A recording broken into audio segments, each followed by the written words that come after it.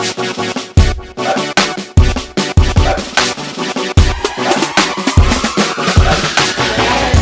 when I'm thirsty, drink it.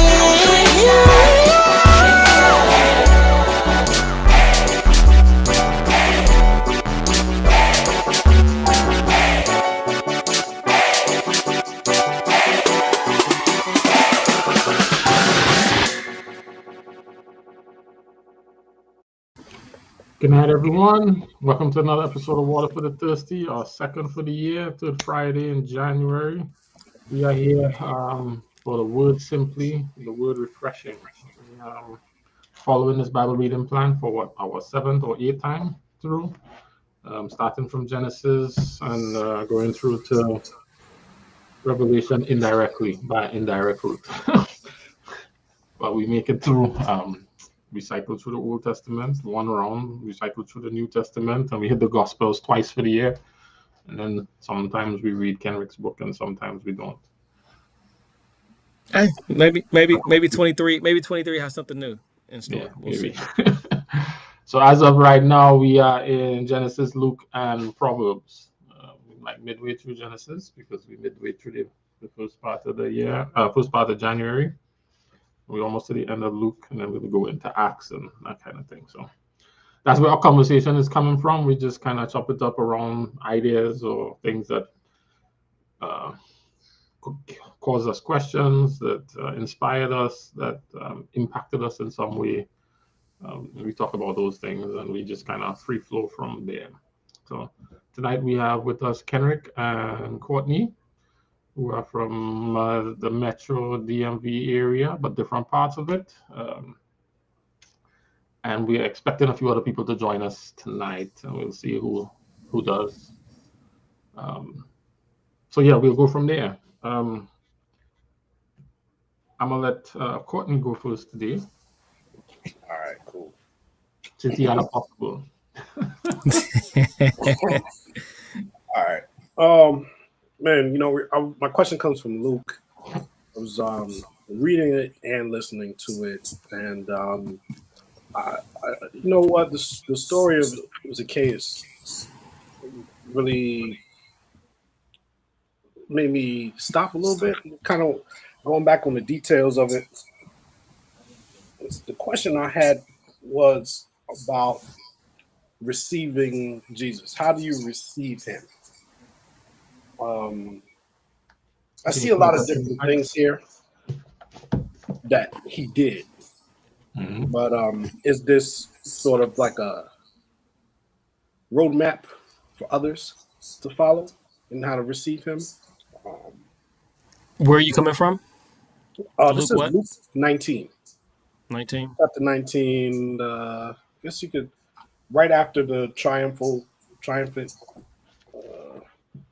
entry. I think this is when he sees, when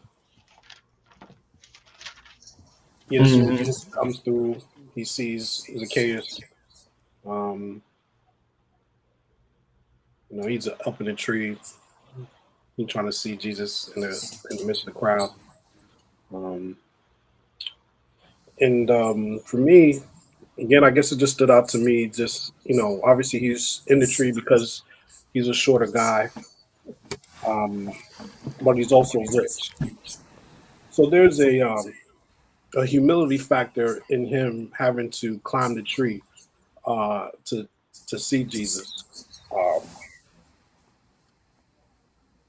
And then it's interesting from there. Jesus sees him, and then he calls him by his name, right? And it says, "Hey, I'm going to go to your house." But Jesus said that, but Zacchaeus had to essentially invite him to him. Jesus wouldn't just say, "I'm going to come." Like Zacchaeus had to say, "Hey, yeah, I want you to come." And so I just saw that they said received him at least twice. Where do you see that? Let me see. Came down, received him. Oh yeah. So he said he received him joyfully. What verse? Six. Okay. My Bible uses the word welcome. Oh, welcome. Okay. All right. Yeah. So I was usually reading through New Living Translation. Gotcha. Okay. Might not even get there. I'm on the NLT. Mm. What does yours say? Verse 6, Zacchaeus quickly climbed down and took Mm. Jesus to his house in great excitement and joy. Mm. Okay. This Amplified. the word there is, I can't pronounce it.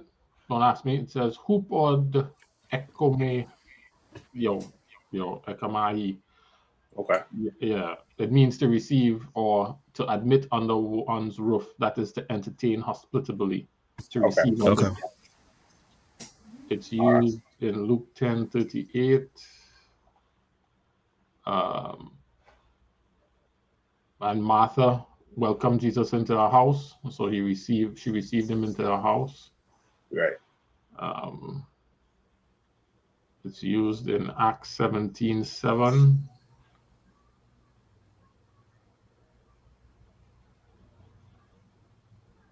Jason had welcomed some people into his house. And so yeah. So that's what received means in this sense. Okay. James So uses just it to welcomed. talk about Rahab bringing in the spies. Okay. So she received them and welcomed them into her house. Okay. Okay. So that's what that idea means there. All right. To just welcome you in. Okay. All right. Mm. In this sense, for Zacchaeus here, Yeah. if you have any other instances where it says receive, there may be a different word, a different meaning, a different context. Okay. All right, but we can run with that. But I just thought, before that part, you said I see the effort that he makes to seek Jesus. The effort he made to, I think, essentially humble himself. Was he Rich trying to guy, seek Jesus though? huh? Was he trying to seek Jesus? And what do you mean by seek Jesus? Because it looked like he was just trying to, you know, put eyes on him, lay eyes on him. It didn't seem like he had any intention other than to lay eyes on him. All right, Because so he let me was a not short use man who this. went to a tree. He Huh? went to see him. Yeah, okay. All right, I don't think he had any intention to meet him or talk to him or hear his sermon, just to right, lay eyes on him. right. So he just wanted to see him. He just wanted to set eyes on him.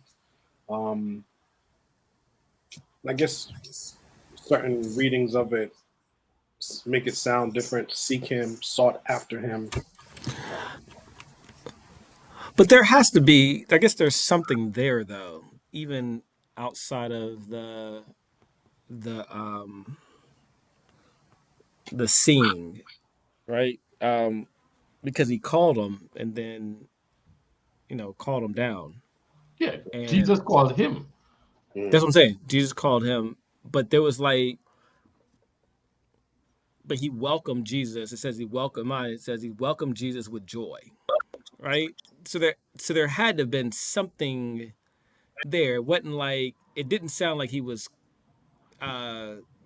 and maybe, there are things that have happened in the process. I was like, it doesn't seem like it was caught off guard. It didn't seem like something was, it wasn't even like it was pretentious in nature. Like, look at me, he hollered at me, whatever. Like it, it was something very, it seemed like it was very genuine on Zacchaeus's part Absolutely. after he called him, to where, Right. there was something going on with him at that point, right? Yeah. Likely. Yeah. Because I don't know how you go from getting a tree to having joy to giving half of your possessions. It's just like, it doesn't happen that quickly. Right. Like he just starts renouncing or repenting sins like Yeah. immediately. Like, Yes. And they said he was notorious. So So I'm just thinking about it, right? Like, if you hear the story about somebody to the way that it impacts you, that you decide you know the route that he's traveling on, you want to try to get on the route to at least see him. yeah. You have some awareness of who he is, what he's doing, what he does, and maybe an interest, mhm. even if it's just a curiosity, Yeah. right? especially if you're on the parade route, right? Correct. And you went and you get a good perch and a good view, so that you're sure when he pass, you'll get to lay eyes on it. Mhm. When you're on the parade route, are you expecting to interact with the people on the parade? No. Now, Nah. if you're a big fan of them, right, and Yeah. they interact with you, how do you respond? You'd probably be excited. I can see that. And if they say, "You wanna come go with me," or But it wasn't even "I'm like coming home this. by you after Yeah, we but like done," if I'm on the parade route and I'm like yelling at you and engaging with you, that's one thing. If I'm just up in a tree looking at you, and then out of everybody, you like, yo, Kenrick, Right. get your short behind down there because I'm coming to your house today. Be like, huh? Like, who is you? Like, it's not. yeah, but if you, let's reverse it now and say you are the famous person. Mm-hmm. You see that someone went and gone up in the balcony that above everybody else and perched to see you. You know that that person real dedicated or real committed or Sure. very is interested by his positioning. He's not standing on Yes, the I road. would He's say, up in the yeah, tree. So he yeah, yeah, stands yeah, yeah. out to you, and that just his action of that alone tells you that he has a level of interest in you that is significant. It's a level of fandom I'm probably not comfortable with, but yes. right? Right. Right? Right. So, I appreciate how Zacchaeus responds, but I don't know that he went there with the expectation of actually getting to meet Jesus. And I think the fact that he Agreed. I I agree with that. absolutely, Agree. absolutely. And Yeah, then no, just I look agree at with his that. position. Like I think he's one of those, like Kenrick said, notorious. He's one of the hated, people in that town. So nobody really liked him. I think that's another reason why he's probably surprised Jesus is called him by his name, because they probably called him outside his name all the time. Yeah. Uh, yeah. And then I thought, it always brought me back to what you always talk about, Jared. It was like Jesus wasn't just like basically inviting himself into just his house. Like he was inviting himself into his life. Like Yeah. Yeah, I mean, so oh, you want to hang out with me? Like it was like Yeah, Jesus was like, we're but going if home hanging and out with we're Jesus gonna hang means I'm out. We ain't going automatically gonna and start giving away half and 4 times and this and all that, I'm like, right. He didn't say, I'm gonna like come and preach. we can chill for a little bit, but like every time you come around, like like he went and gave. He said he stopped to see the Lord. See, Lord, now I'm giving half of my possessions to the poor. And Right. if I cheated anyone out of anything, I would get back 4 times as much. It's like clearly he know what the messaging is. Like he been following John, he following Jesus, you know. the problem is the if. Oh. The if I have cheated. Like, come on, dog. But no, I mean it was clearly he was, in reading it, and I never really paid attention until Courtney mentioned, brought it up. But yeah, in reading it, like there was already something going on with Zacchaeus to Absolutely. where his heart was already being, and maybe that's the significance of the story where Jesus reached out to him and knew it and realized that was the time to go ahead and make this impression. Good. What up, Cliff? What up, Sharika? What How you up? guys doing? I know you kind of come in and wondering what we're talking about. Courtney was just kind of musing over the Zacchaeus story and things that were standing out to him around that story, around Zacchaeus' reception of Jesus, and Jesus is bringing him over, and so we just kind of processing out loud with him. Yeah. There's no specific question on the floor. We just kind of musing through the story. Okay. Courtney, you have anything else there? Again, I didn't think that Jesus was there trying to teach him anything, like teach him any doctrine or anything like that. And I guess now Zacchaeus, in the presence of Jesus, starts to confess all these things, starts to say, I'm going to change things right now. Just being in his presence already. Right? Courtney, So you that mute goes for to me? what you were saying about he's had to have heard of Jesus at this point, like Yeah. and what he does. Mm. You're making me want to visit Luke chapter 14 and a question that I had because of what you said, right? Because of this interaction and what you said about the standing out of Jesus. Luke chapter 14, at the end of the verse, the chapter there, 34 and 35. Salt is good, but if it loses its saltiness, how can it be made salty again? It is fit neither for the soil nor the manual power. It is thrown out. So the context in which this is being used is to talk about the cost of being a disciple, and if you start on a journey and you don't finish, the value or the usefulness of you if you don't see it all the way through or maintain this. And in this case, the illustration is to do with flavor. I didn't want to sit in this particular context, but it made me think about salt and the use of salt to describe the work of a follower of Christ. Jesus says, "You are the salt of the earth." Right? I don't know that he says much more than that. What else does he say? Probably should pull that up. That was Matthew. Matthew 5. Matthew 5. So it made me think about that. So here, Jesus is using one illustration of salt. Salt, when it loses flavor, it ain't good for nothing, right? Yeah. So in this Yep. other thing, he's describing the people as the salt of the earth. And he says the same thing. If it loses its saltiness, how can it be made salty again? It's no longer good for anything except to be thrown and trampled underfoot.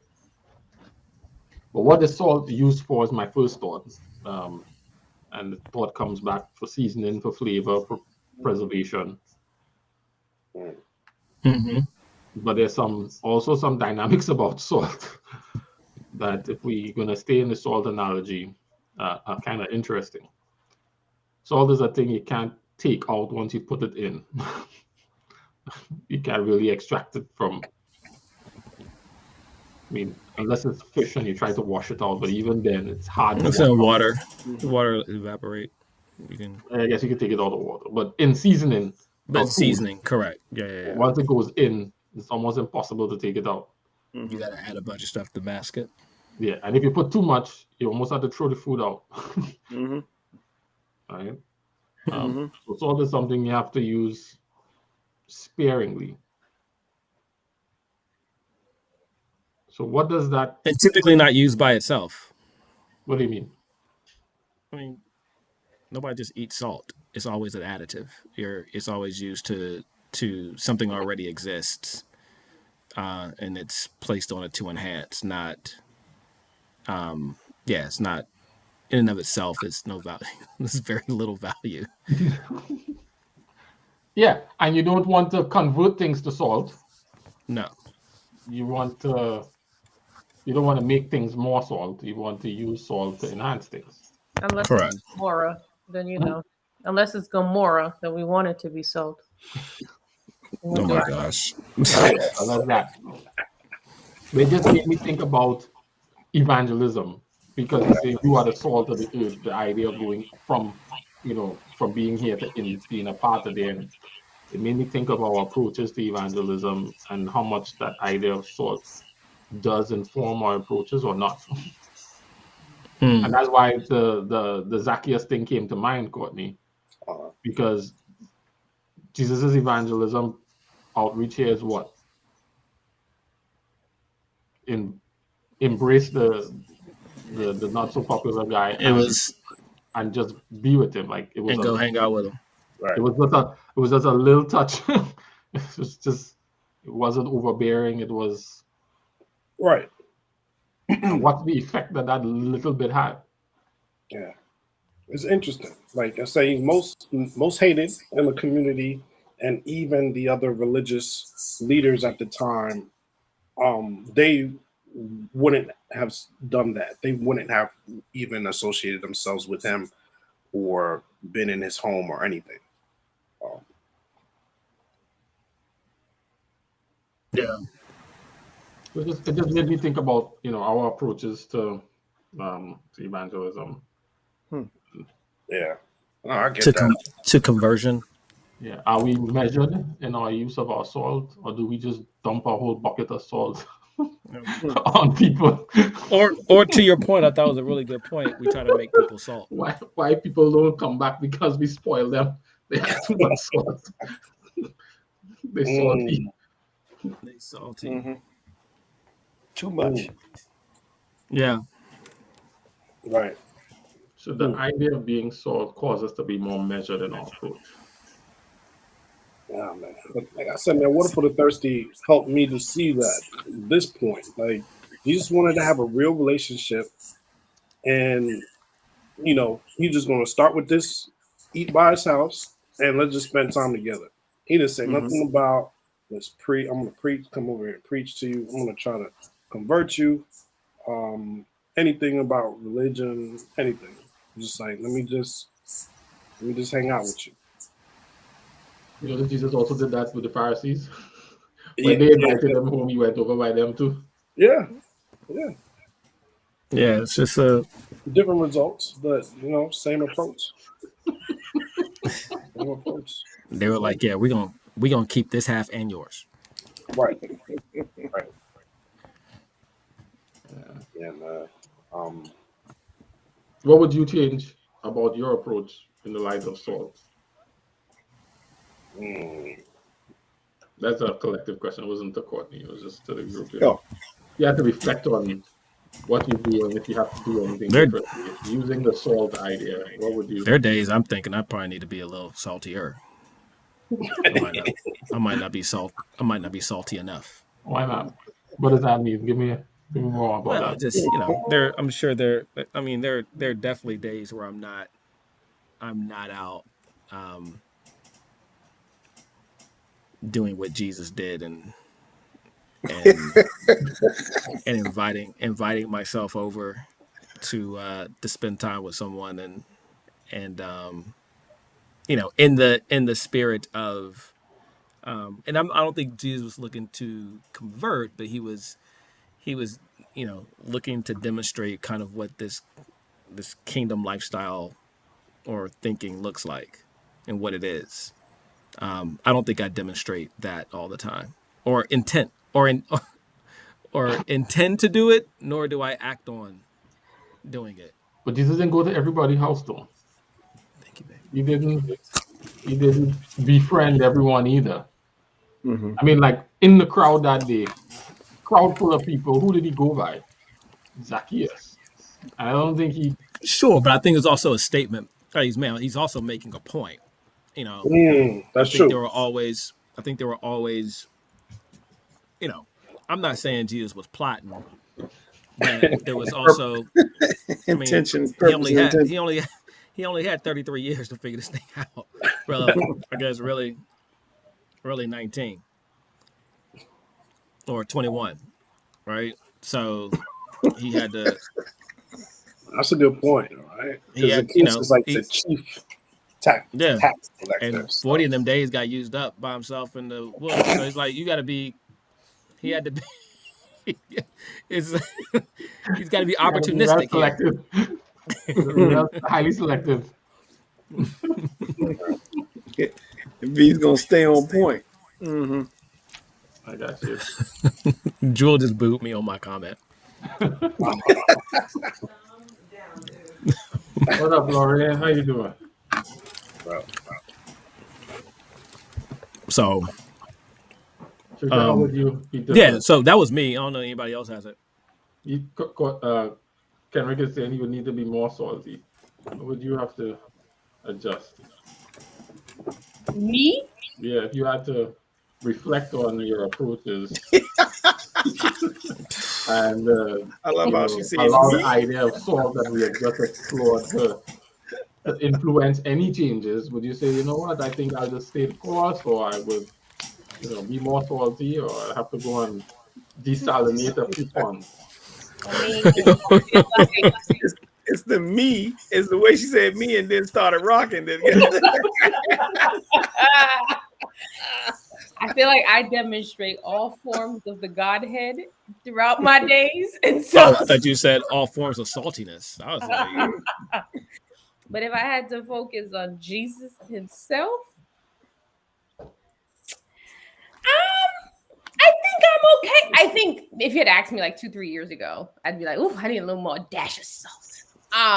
But I think I have way more control over my initial responses to people. Like in my head, I know Jesus is like, "These dudes," like giving them some real cuss words in his head, even to God sometimes. But as far as his interaction with the people, I mean, of course, everybody could always use a little bit more seasoning.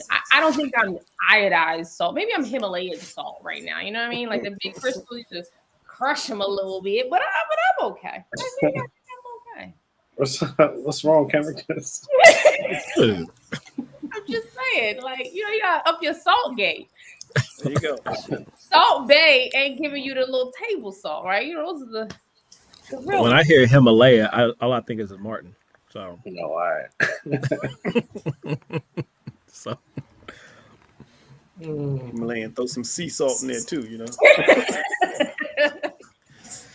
is Himalayan salt healthy like sea salt? Supposedly, it's pink. So you just think you're just that. You just need to be crushed down. Yeah, I got the whole gist. I might throw one big salt thing at somebody. It might be a little too much, but That hurts. I know when to throw it. You know what I mean? Like before, I don't think I knew when to throw it. Gotcha. Mm-hmm. How about you, Cliff? I think I'm still transitioning, man. I've come from, I guess, this real zealous person to just trying to ask God for opportunities. You know what I mean? Where it's just like, Lord, don't let me miss the opportunity that you put before me. So I'm trying to, I guess, live the life, if you could say that. And You if said the zealous? opportunity comes- yeah, man. At one point, man, well, this was years ago. At one point I was bent on converting the world. I found the truth, brother. I'm saying? You can't hold that in. I found the truth. I gotta tell everybody and get everybody on this thing. To the Holy Spirit telling me, yo, this is my job. I got this. I got this. To now learning over time, man, that I just don't want to miss any of the opportunities that come for me. I don't go out looking for them or anything. I just don't want to. One of my prayers has helped me to be a stepping stone instead of a stumbling block. Right. So, yeah, that's about it. So, Maureen, you catches the gist of the question? Okay. We were reading the story of Zacchaeus and doing some reflecting on it, and Courtney was marveling at how, when Jesus called Zacchaeus, his intent was really just to go by his house. He didn't have any overt, at least not stated in the text or evident in the text, any overt Bible study mission with Zacchaeus. He was going home by him to lie and eat. And he was noting down how significant that was. And it made me think of one of the things that stood out to me, which was Luke 14 and the idea of the salt and the imagery of salt and the metaphor of salt to describe followers of Christ. In Luke 14, it was about salt losing its saltiness and not being good for anything. And I was thinking about some of the other attributes of salt, and so we processed some of them. And the idea of salt being a seasoning, a flavor, should be used, to enhance, not to overpower. The fact that if you put too much, you can't take it out afterwards, so you have to really be measured. Those kinds of things.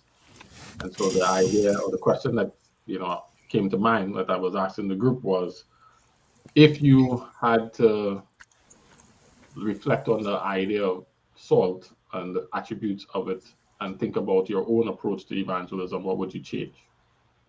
Kenrick said he probably needs to be more salty. Sharika says she probably needs to be put in one of them grinder machines. So her distribution is different. And Cliff said he's still transitioning. you know. But he's trying not to miss any opportunities. Courtney, did you go? Did you share? No. No, Courtney didn't go yet. I came to Lorraine first. I was coming back to Courtney. So with that in mind, I'll let you know what mine is before I let you go. Mine is them salt shakers or seasoning things. They have like the big holes and then the small holes, and you can take the lid off. Yeah, I need to start using the real small holes. You can do not touch first, and then taste testing, and then do not touch more, and then taste testing. That will go by a Cause you feel. come too hard. You come. I think in the past I have, wanted to err on the side of getting it right or going by feel, and sometimes some pots don't need as much salt, and I check in for blood pressure now, so I try to scale back because I don't want to, my blood pressure is a little high, and I have a lack of sodium, so you had to do less. Yeah. Stuff, to get more flavor, but without, because you just after a while you start to realize that you have a lower tolerance for salt, or some people have a lower tolerance from salt, and so I want to be. I think I would need to. You start using the smaller holes and then add more as needed. Air on the side of less. So that's kind of where I am. How about you, Lauren?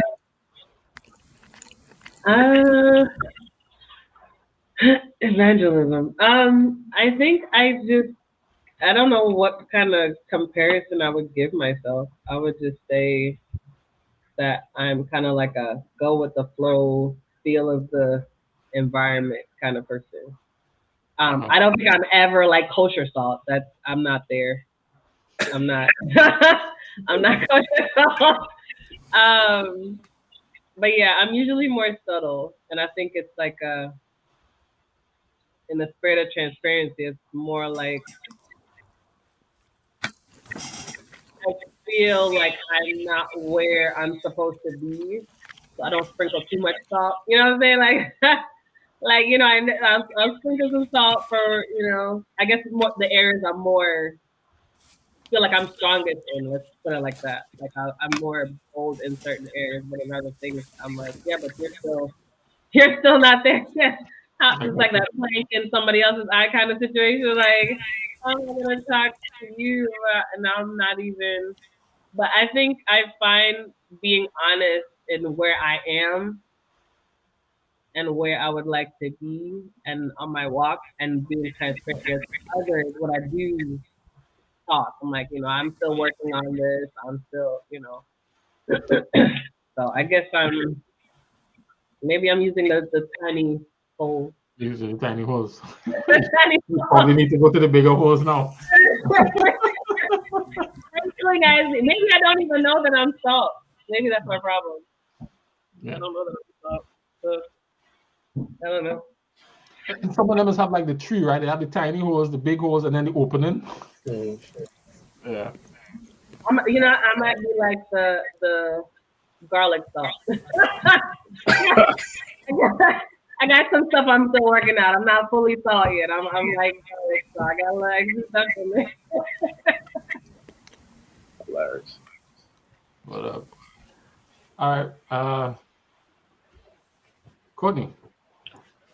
Oh man, I love everybody's like examples. Like I think mine, if we're using the same example, I think the steam of life has locked me up. I hadn't been. You could shake it, nothing was really coming out. I think I'm changing. You know what I mean? It's really about, for me, being more comfortable with sharing. I'm just not open with people like that. Like not especially not off the first meet or so. It's like so I think that's where it gets for me. I think it's amazing that there's some people that you can just meet them and they can just start sharing stuff about themselves and their life to you and what's going on with their family and I'm just like, all right, We have a couple people like that on this in this block. Can you guess which one is not like the other? I think it's amazing, but I'm just not like that. So now I think again, being in these studies, being a part of this group here, I've been able to kind of like pattern this into other relationships, other interactions with people. So it's been easier for me to do that. Maybe there is something that I've experienced that I can share with somebody. You know, maybe a struggle, or maybe something that God brought me through. So there's these things that kind of just comes up in conversations sometimes. Whereas I think before, I'm just like like this forum. Before I'm cool with letting everybody else talk. Like, you want to talk about what's going on with you, I'll listen. I'm like, hey man, thank God, man, praise the Lord. I'm not, I don't have nothing to give you like that. I'm just listening to you. But I mean, sometimes I think that might be what I'm good at too. Sometimes just listening. Some people want to listen. I was gonna say that, Courtney. I think Jesus's personality was fitting for the setting that he was in. Right. I don't see a Jesus being that way in 2023.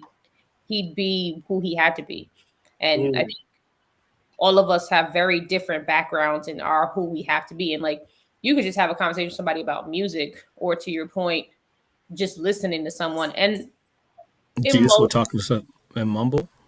What? Jesus talk to some mumble. Some of the strongest gospel songs came from reggae artists. Don't argue with me. I'm just saying he would be. I'm just saying he would be in mumble. I just know. I don't know. What I'm saying is, listening, Courtney, is something that I think a lot of people take for granted, or the ability to listen. And you can have the most random conversation with somebody, and you don't know that they were just praying that someone would hear them, someone would see them, someone would notice them. And then they're like, "Oh wow, my prayer was answered." You just sitting there like, "Man, I don't even know this man. I'm just gonna sit and listen," right? Like, it's just you really never know. That's what I try to tell people, like, even in wherever you are in your walk, be your authentic self, because you never know if that self is being used in that moment. Let me just bring some comments in. We have D live from New York. Sean was saying, all the New York people on the group. How many we have? Like, there's 1, 2, at least 2 of you from New York. So unnecessary. Yeah, you know what I'm saying? Yeah. And Sean said, I like what they said, that he was zealous, like we all are, until we allow the Holy Spirit to teach us to use our salt or seasoning sparingly. Sometimes we want the big results right away, so we throw the big salt. Jordan came in and talked about another oh my gosh. Really, Jonathan? To help you walk in slippery conditions, but makes dry surface slippery. Okay. Yeah, that's true. So you have to know where to put it. Or where not to put it. Well, that's actually true. Yeah, need to know when to use correctly in a walk. Wow. Correct. That's what's up. Yeah. I like how you said what you said, because it made me think about Zacchaeus again, right? How much did Jesus, was it Sharika? How much did Jesus know? I guess, and we would give Jesus the benefit of the doubt that he knew. Yeah, I'm sure he knew. But how much did Jesus actually know that he was going to make that big of a difference in Zacchaeus? Just making him feel seen. You mentioning that, Jared, just came to mind that we have to be like detached from the outcome.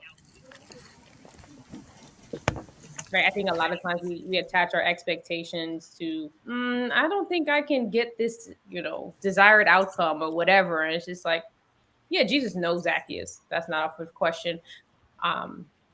It's not 9 o'clock. I will keep my comments to myself. However, we're doing it early this year. We're going hard from again. No, I was saying, we know Jesus knew him, because Jesus was all man and all God at that point. But he knows multiple outcomes. You don't know which one's going to happen, right?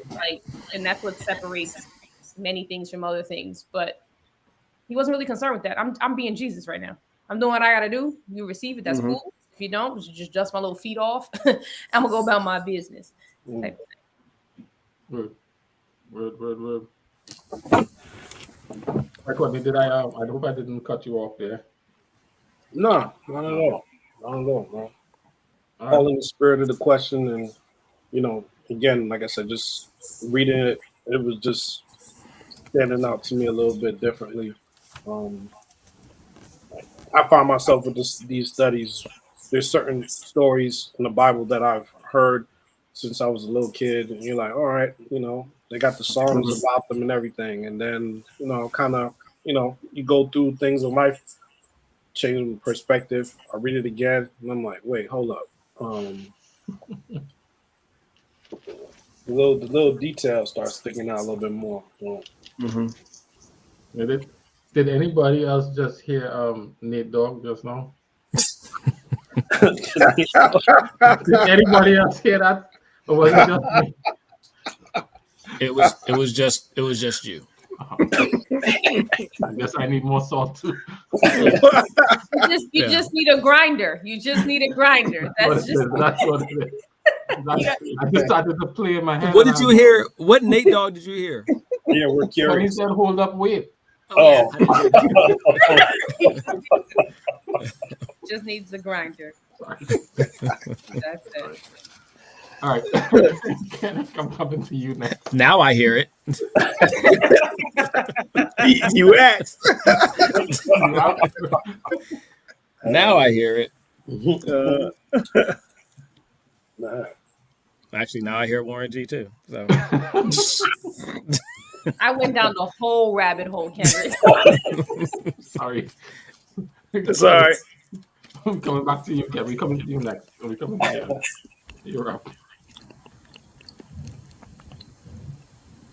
It's Was on you, that? Cameron. Oh, what's what I mean? We're coming to you next. Yeah, what's your question, brother? Well, before we do that, I was going back through this, and I read it in the Amplified, the salt. So Matthew 5:13, and in the Amplified it says, in ancient times, salt was often used as a preservative. Similarly, followers of Christ are to preserve both the gospel message and Christian values in the secular world. So it's almost like I don't know if this is the intent of what the verse was, or this is someone's idea or thought. It's the Amplified, so it's kind of. Is that a note in the Amplified, or is that the Amplified Yes. verse itself? It's a note where it says, you are the salt, and then it has a note and it said, and kind of gives that explanation, and then it goes on. But if salt has lost its taste, and there's another note in mine that says the salt from the Dead Sea contains impurities that affect its qualities as a seasoning and as a preservative. So it looks like it's always. Well, I guess that one had talked about the seasoning, but the first one was. It seemed like it was saying it was the salt was more used as a preservative, or the intent was, and it was to preserve the gospel message as opposed to anything else. So I thought that was interesting because that's not how I ever read it. When I would agree. I know that when I've read it, I thought about all the functions of Correct. salt, Yeah. including that, and so I kind of figured Jesus was talking about all of it. So Which is why I was asking about the evangelism, Yeah. So I was going to bring that up. So I had a couple things. First thing's very trite, nothing serious. I don't know why. Was it Isaac cried after he kissed Rachel for the first time? Like, I was just like, this is Did he? little too R&B for me. But You remember he went to his mother's tent, right? No. I'm sorry, it was Jacob. It was Jacob who cried after he kissed her. I was like, After he kissed who? Genesis 29:11.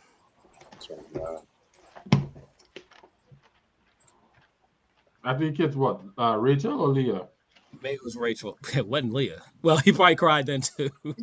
He probably cried after he kissed Leah too. but Damn, damn. Two different Jacob. tears. Jacob.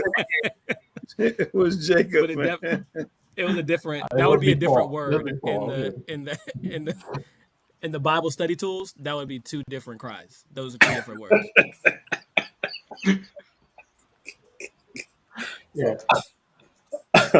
So 29:11. Anyway, it was just something I was like, why we tears for the first time, first kiss. It whatever. Anyway, You think the kiss caused the cry?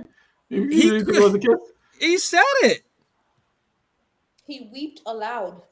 Yeah, he wept aloud in because he greeting. realized that he made his way to where he was going. So Then he was Jacob happy kissed that he made Rachel it, he in made it greeting, there. and he raised his voice and wept. Oh my gosh! It's like, dude, off a kiss, dog. It was very Yeah. Drake. Whatever. Very. I mean, cool. It was a cool Luther. Well, he Luther had was some saying that, he had some troubles getting there, man. So when he got there, What troubles did he have? Esau's sons. I don't want to go into that. Never mind. I'm gonna leave it All alone. right. All right, go ahead. All right. So anyway, that was just a small comment. Mhm. There were a couple things that stood out to me, and I've actually never really paid attention to it until now. Genesis 28:20. Mhm. This was kind of interesting, and I'm not sure if I read it correctly, so I'll bring it to you guys. 28:20.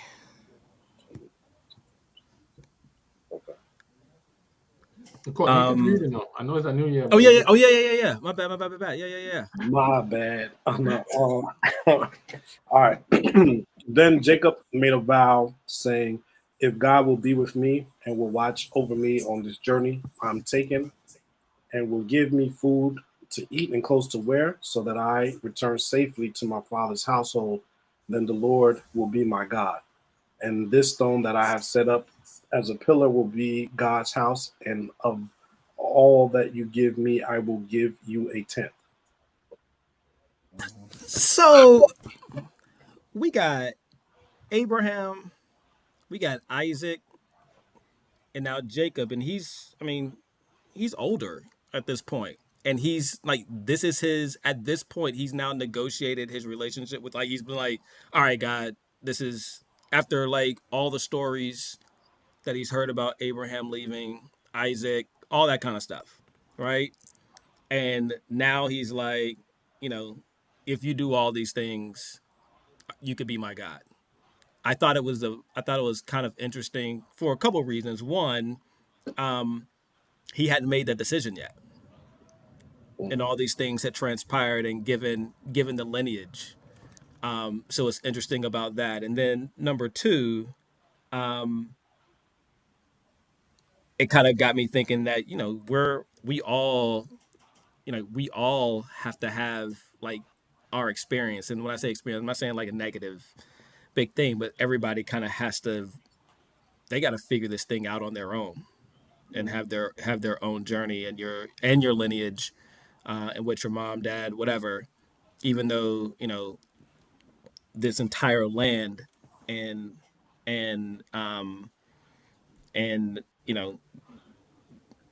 the entire family was going to be this lineage that was down thousands and thousands of years was going to be created by this one person. It's still or created from this one person. It still didn't guarantee that relationship that was passed down. So I never really thought about it until I was reading it. It kind of caught me off guard. You made me think, Kenrick, of two chapters before, Genesis 26:24. I actually have written down here. Have you ever felt like God is being good to you because of someone else and his promise to them? Like he's not really your God. He's blessing you because of your mother prayers or your grandmother prayers. And so your relationship with God is, or his involvement in your life is really a favor to somebody else and it has nothing really to do with you per se and your relationship with him. Have you ever felt like that? And then I went on to ask, I asked that because in Genesis 26:24,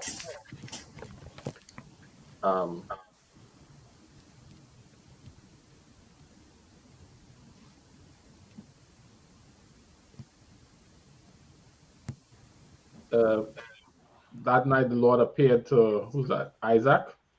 Mm-hmm. Mhm. I am the God of your father Abraham. Don't be afraid. I am with you. I will bless you and increase your numbers for the sake of my servant Abraham. Like at this point, it don't appear like Isaac have his own relationship, and maybe he does Correct. later on, right? And so my question was, how does that make you feel?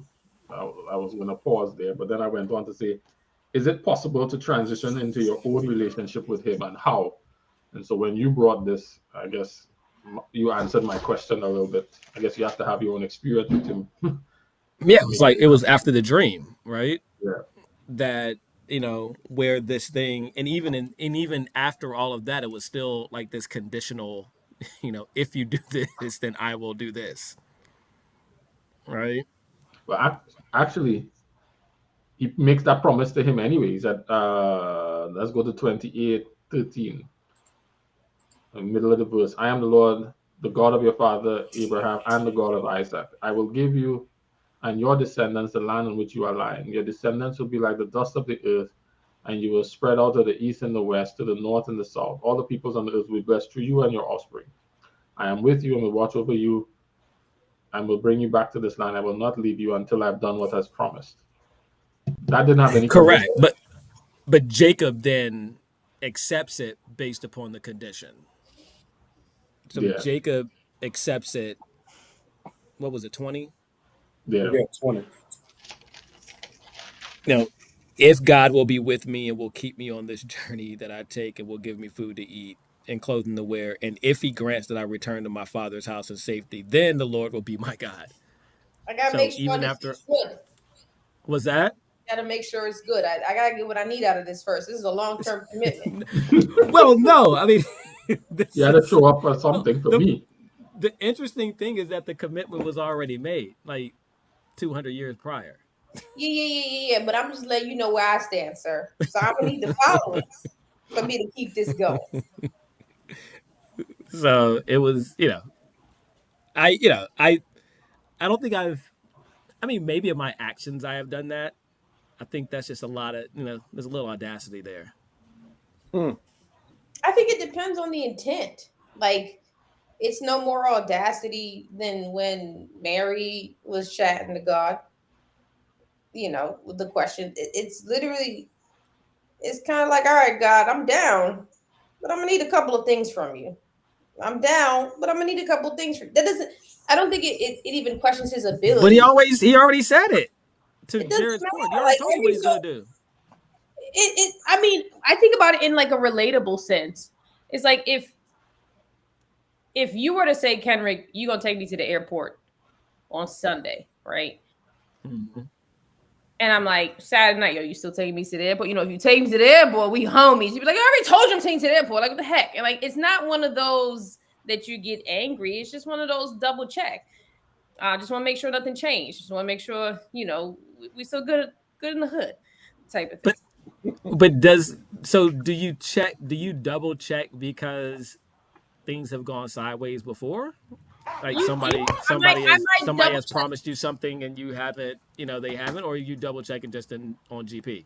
I think it depends. Like some people double check because of their own insecurities, or double check on GP, or double check because we haven't journeyed this way before.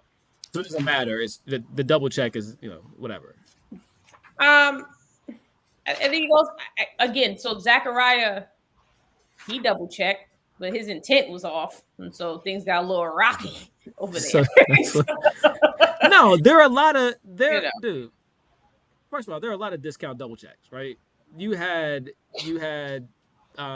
your boy that did the fleece joint. Yeah, I mean this dry and this wet type of thing. Yeah, it's like, you're not gonna fleece me.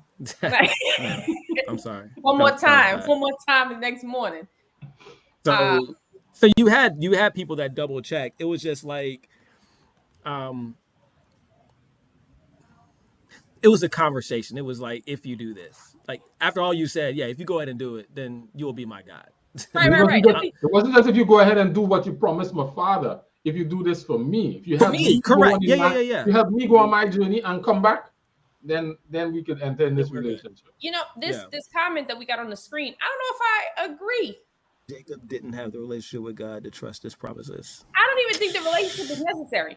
I mean, let's Relationship's important. no, I don't think God of old respected the one-on-one relationship as much as like Jesus, right? Like, You see it with Abraham. Yeah, You I was see it gonna with say Abraham. it's No, the really reason why it's I really say new that- with Abraham and Isaac and these guys. It was a different so it was different. so yes and no. Well, maybe I don't like the word trust. Maybe that's what I didn't like. I don't think he mistrusts God. I think he was just double checking, right? Like I know what, like when I hear the word like trust, it kind of, in my opinion, questions capability. That's not up for discussion. But it's just whether or not you're gonna do it today, right? Like it's just like I know what you're capable of. Trust questions capability. Yeah, I'm not there. I would agree with Sharika along the lines of, if you look at what his request is, he was like, yeah, thanks for, you know, the promise you made to my father and honoring your word to me. But that is a promise you made to him. You and I need to have our own thing going. And if you handle me in this regard, and I know that you're here with me and you're not here because of my father or my grandfather, then yeah, then you know, you can be my God. Otherwise you'll be their God. You know what I'm saying? He's already said it. I guess to your point, he's already said it. Not only that, God already said it to him. God's statement He said was to a you, reaffirmation of his promise to the father and the grandfather. behold, is I now am with asking- you, and I will keep you, watch over you, and guard you wherever you may go, and bring it. And for I will not leave you until I have done what I have promised you. Then Jacob, so he's talking to Jacob. Then Jacob awoke from his sleep and said, without any doubt, the Lord is in this place, and I did not realize it. Right? So he's had this encounter, right? Right. And he understands that this is now for him. That Right? God is now soliciting him. Yes. Soliciting him. To Then walk he woke with from him, his yes. sleep. Yeah. This is none other than the house of God, and this is the gateway to heaven. So Jacob got up early in the morning, took the stone, put it in his head that he had in his head, and set up as a pillar. So this Bama started building stuff based upon, you know, all this. So he realizes, you know, he realized now he's encountered, and this is no longer the relationship. You know, he's not, to your earlier point, he's no longer being blessed. These are no longer the results, you know, the prayers of his father and his grandfather. This is now him now being promised directly by, And so he has by some God. personal things that will help him feel like you're blessing me, because even the way God framed it, being with you and going with him wherever you go, it still feels like part of the promise to the father. Notice the things that he asked here. If God will be with me and watch over me in this journey, which is what God said, all right. But more specifically, yeah, I see it, Cliff. I put it up on the screen, but then because of where we went, I pulled it back down. Taking me to give me food to eat and clothes to wear, so you had to handle me. Because I out here don't have nothing. I ain't have nowhere to work, I ain't have no money. All I have is a stick in my hand. So provide for my needs and help me return safely to my father's household. So he's saying, if you could do that with me, then you won't just be the God of my father, you'll be my God too. Because I would have walked this journey with you specifically, and I have some specific things that aren't the promise you made to them for the future. It's for me in the here and now. At least that's what I see what you guys are saying. I got you. Sharika, go ahead. I'm gonna take this comment from Sean. It might take us in a little bit of a slightly different direction. So I was just adding, these are small fry things, which is why it's not like a trust issue. This is little stuff. I'm gonna need a little personal touch to this real quick. I got you. So this really question is for me. Are we asking if in today's society the prayers of the mothers and the fathers can be beneficial to the children? No. So I kind of just added my question into, well, not my question. I shared my thought in Kenrick's um, um,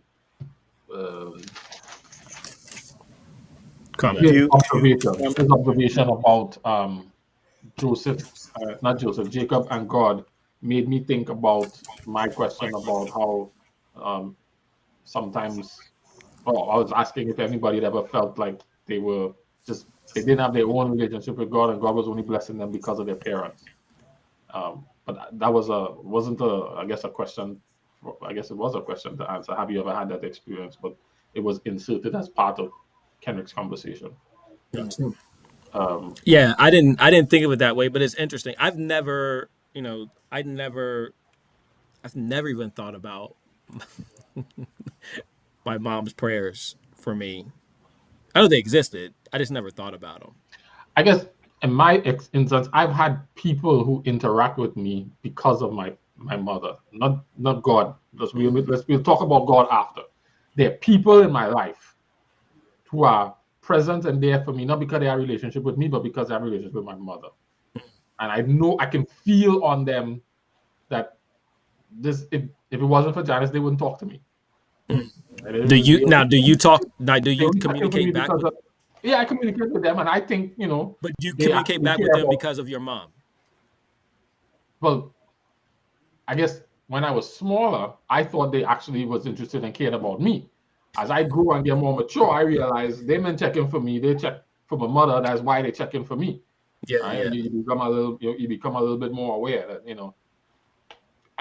it kind of happened more when she died, right? When she died and she wasn't here anymore, all of a sudden they're not as communicative and they're not as close and they're not as whatever. And so that kind of made me start to wonder, well, I wonder how much of what God doing with me is in the same kind of way, like my mother prayed, and so God is doing a lot of things because of promises he made to her. Gotcha. Don't have anything to necessarily do with me and his relationship. And I was curious about if anybody else has ever felt like that, how that made them feel, which we didn't ask because we were still in Kenrick's thing. Yeah. And I didn't ask the other question, which was, how is it possible to transition your own relationship with him? Because Kenrick's point brought the answer to that second question. How do you transition into your own relationship? You gotta have your own experience, and sometimes it means, making that bold request. Show up for me. Show me that you're here for me, and not for my father. I do Yeah. not recommend that. Facts. I don't recommend that. That's not. You don't recommend that? No, not at all. I tried that. It went south. Definitely saw him. Yeah, I think when we first started in 14, she Bruh. tried that. But you're here. Bruh, barely. Like, But you're here. literally barely. Do you remember what happened with Joseph? With Jacob? He had to work 14 years for one woman, and he gets two. I'm And sure. I'm sure there were some choice words for God when he woke up and Leah was there. Sure. That was not. Or he should have been like, gotta be more specific.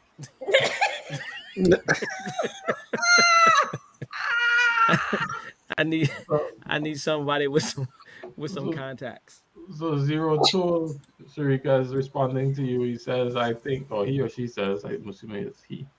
I think Jacob didn't have an experienced relationship with God before, so to trust what God is saying, especially with the drama, he paused and ran from.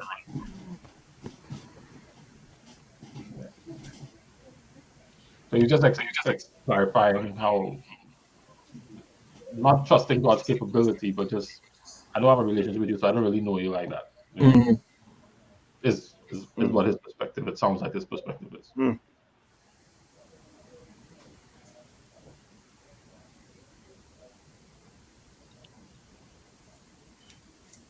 So yeah, that's what I had.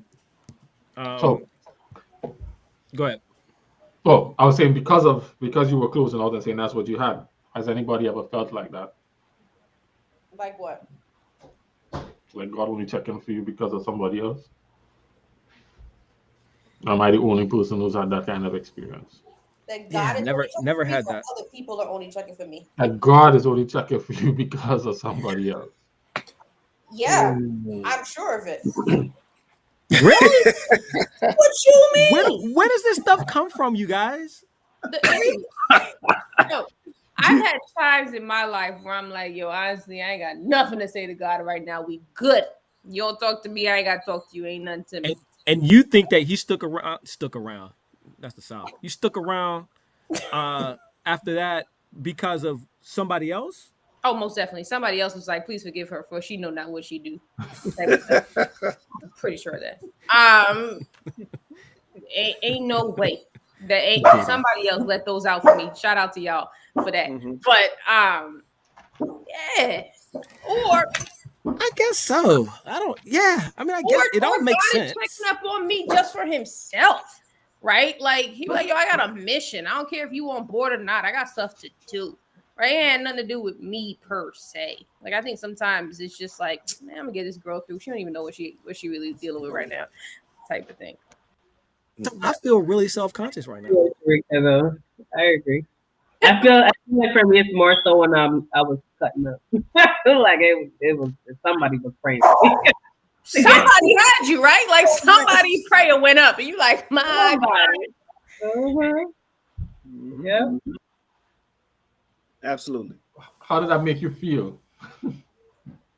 Grateful. Wow. Say it again, right? Like what you want? Keep doing what you're doing. Yes, keep doing what you're doing.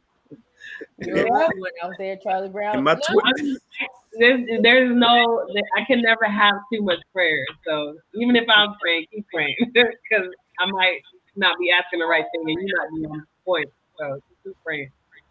Yes. In my 12 unwritten plus seasons that have never been videoed or edited for television, I'm quite sure somebody was praying for me. That's like a Hall of Fame career. That was like I was saying, like, oh my gosh. If I wrote down all my stuff and put it to film, man, we would be in 12. We'd be in season 12, still kicking strong. So I know somebody was praying for me. or they would have changed the rating and got a new something. Put on a different station. And I thank the Lord somebody was praying for me. In so many ways, I think it makes you feel weirdly special. Cause it's, at least for me, it was like, yo, who got me on their mind this heavy? Right? Like, and it is like, I know there's this lady at my church or my old church in New York. My mom's like, every time I see her, she's like, yeah, you know, I'm praying for your daughter. How's Sharika? And I'm like, man, this thing is shout out to you, man. I always take it as a negative when somebody says, no, when I'm praying for you, I'm like, shoot. But I will say, like, you just don't know the impression you have on somebody. So my thing is either it's positive or negative, because some days I'd be like with Cliff, like, yep, this is chapter 12, page 3. Man, I feel bad because I knew I shouldn't have, but shout out to you for getting me.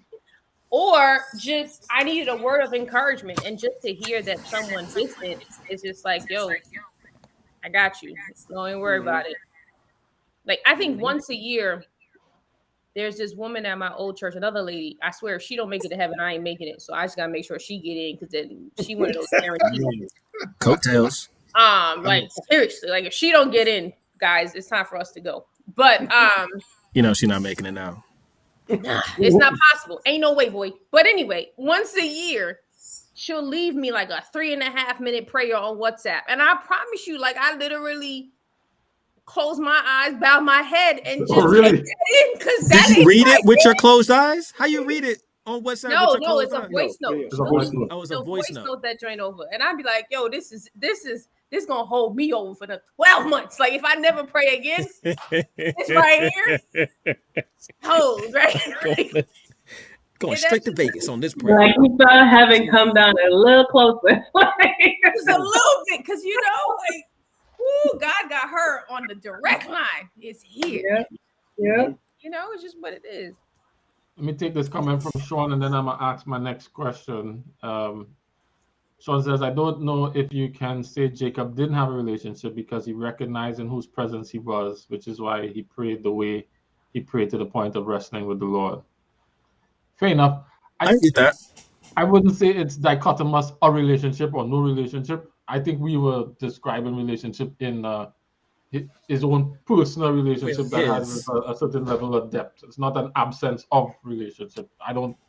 Yeah, He I knew would of agree him. with It Sean. He was. knew It of was. him. Yeah. He may not Correct. He know knew. him. Yeah. It was a prayer of the man. Mhm. Cool. Assuming everyone on this call now has their own relationship, how do you know? Did you know when that transition took place? Could you identify that transitional moment where he stopped being the god of someone else and be started becoming your god? When I moved from the back of the church to the front of the church. Yeah. Like I mean, physically. Like I mean, physically. yeah, because in the back, this was my experience. In the back of the church is where most of the young people were just church was going on, but we had what we had going on. I mean, so we were hearing, but we weren't listening. And then for me, eventually, like the pastor, he was a teacher. I like pastors that teach, right? And he was a teacher, and I love to learn. So he said something one day, and I was like, wait a minute. And then so I noticed I slowly progressed to the middle section, and then they kind of came with me, but then I went to the front. Like eventually, I transitioned to the front of the church, and I was like, Nah, bro. Bible in hand, notebook in hand, and I was like, okay, so for real, okay, let me see. So that's when I know for me, that's when I physically and mentally like, man, this is okay, all right, God. I Anybody else know. could identify that moment or Oh, that point? yeah. I remember maybe my fourth, fifth surgery. Who knows? Who's counting? Um, Mm. Something had gone awry a couple years before. No, I mean, no need to even be vague. At one point, I had a surgery, and they was told one of my ovaries were dormant. They were like dead, like they not working. Um, and I remember asking the doctor, he's a Jew. Shout out to my man. Happy Sabbath. And I was like, why didn't you take it out? He was like, I don't know. Something just told me leave it in there. Well, you just left a dead ovary in there. He was like, yeah, it's not hurting nobody. And then I had another surgery, and he was like, that ovary's alive again. I was like, what do you mean by that? Like, he's moving around, it's doing his own thing. And I did hear a voice at that point that said, so that you will know I am your God at that point. And I was like, what up, homie? How you doing? Glad we're talking. But I think before then it was. What was the analogy? I feel like God sits high, looks low. You know what I mean? Like I know you there. You watching me like an eagle, but at that point, years had passed between those two surgeries. So I was like, if it's dead, it's dead. But it wasn't. And to this day, we don't know how that happened outside of. Yeah, you do. God, now that's me in the whole business. Going where Tiff, Courtney, Henry? I don't know. I don't know. I can't remember the specific time, but I do. I feel kind of like Lorraine. There was a change in me in terms of the people I was hanging out with. You know, I was after a while I was going to church for a different reason. And a lot of times by myself. I think right before that time I was even working a lot of weekends, and then something happened, and I just found myself really wanting to be back in church. I was missing not fellowship, but I felt like I was missing the opportunity to get that transform that transformative information for my life. And yeah, I found myself doing the same thing like Rain said. I'm actually bringing the word with me. Before it was like, I mean, it's on my phone. Now I'm bringing papers. I'm like on my own. I'm like, you know what? I'm getting up earlier. I'm gonna be in the Sabbath school. Like I'm here. You know what I mean? So, you know, years before, I got that because the family was doing that. Get to a point where I'm not doing it. Like then I found myself just feeling the need for it. Like yo, there's something I need to do. Even and it was like in the midst of everything else in my life wasn't really working for me, and I was just like, but this is why I need to do that, and yeah, I think that's for me what when things started to change. Good. I'm sorry, go ahead, Kevin. No, go ahead. What's up? Nah. I ain't going either. Right. I'm not going either. Nah. Nah. Man, we thought you were about to sell us a word or something. Like, Yeah, I was like, she got up, like, word. figured the rocks about to cry out. Up in her bishop posture, right? You're like, okay. Right. I see that. No, for me, it was. It's probably been a couple times. Same as baptisms, but whatever. So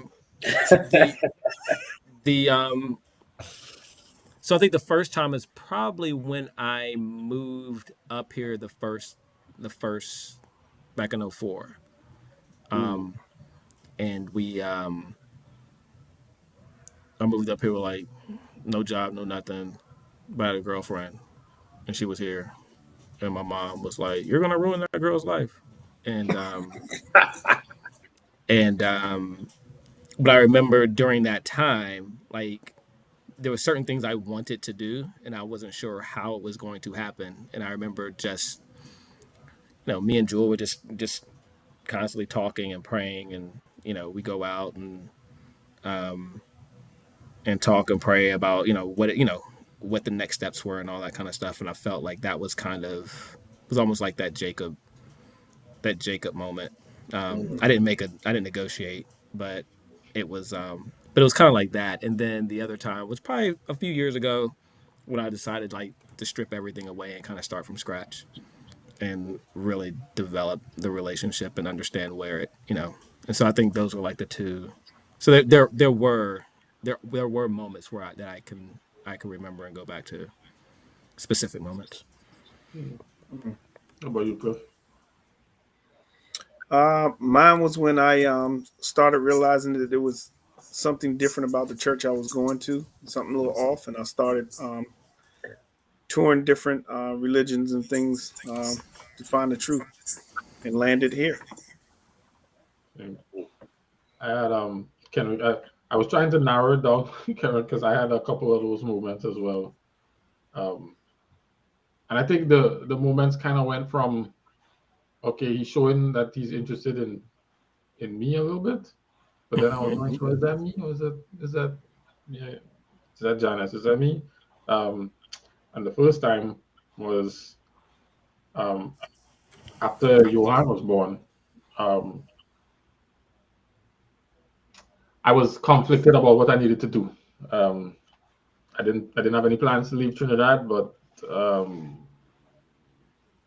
a U.S. citizen, so I could pick up and go anytime I feel like, anytime I want. And there was just more opportunities. I was working as a teacher, and I wasn't sure that there was a lot of growth. I wasn't trying to be a principal, wasn't trying to be in education, but I wasn't sure what the opportunities were for me. So I was like, two minds about it.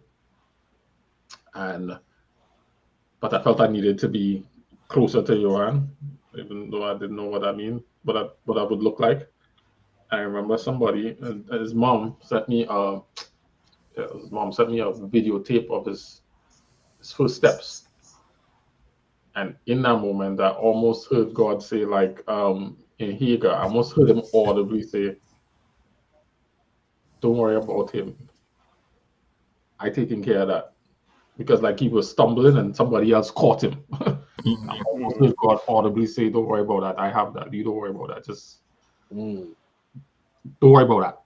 So I was like, okay. And then when my mother finally pushed me out the door, she's like, "You need to go and get to know your dad better." She was, sick with lupus, and I was just gonna stay. And she was like, "Don't worry about me. You need to do this. You need to go." And I was like doing the math on the 6-to-1, the Trinidad exchange rate. I'm living in America. Then I had to find $6 for every $1 I need to send to him. as opposed to coming up here and just working one-to-one and managing it that way. And I wasn't sure about leaving, and I was two minds, and I was trying to get a loan to fund the move. Mhm. And I went to the bank, and the bank was giving me a little bit of a runaround and a problem. And I wasn't sure if that was God closing the door, telling me no or whatnot. And I went home. And you try to pray about something and be relaxed and okay with it, but in your mind you're still working every angle, and you're not at peace about which way it will go because you really want it to go one way. Right. Mhm. So I had that level of stress. And I had an appointment scheduled for the following day to see the loan officer. And I was stressed out about it the whole night before. Up until the morning, I went in the bank. And while I was sitting waiting, because they had little cubicles, I had to go upstairs. And where she was behind a room. She wasn't available to see me at the time, so I had to wait. While I was sitting there, I was like, you know what? If this works out and I get to go, then I know God is sending me. And if it doesn't, then I know He wants me to stay here, and I'm good with it either way. And I just sat back.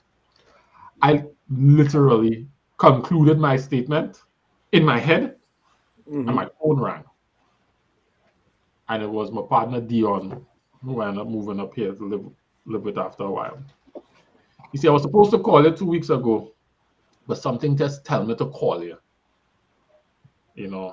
See how you're doing, and that if ever you need, I have a space for you. I knew that bank was going to approve that loan after that call. Mhm.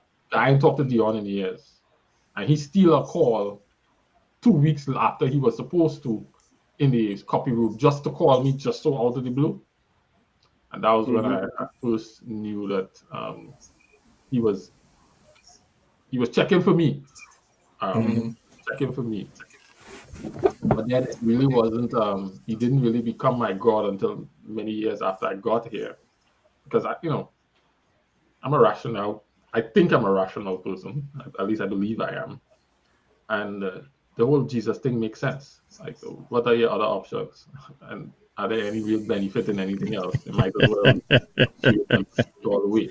It wasn't, personal. It wasn't, it just makes sense. So you do it and you go all the way in it. It's a wise decision. Mhm. But then I checked for this girl, and I was real mean to her at one point. I'm not usually mean to people, but I treated her badly. Mm. I was trying to push her out the door, and I wasn't that. A lot of times I hurt people unintentionally. In this instance, I was intentional, and it's one of the few instances like that.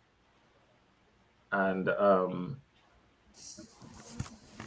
of course, she didn't forgive me when I came to my senses. And Mhm. it was in that moment that I had an appreciation for the way that God forgives.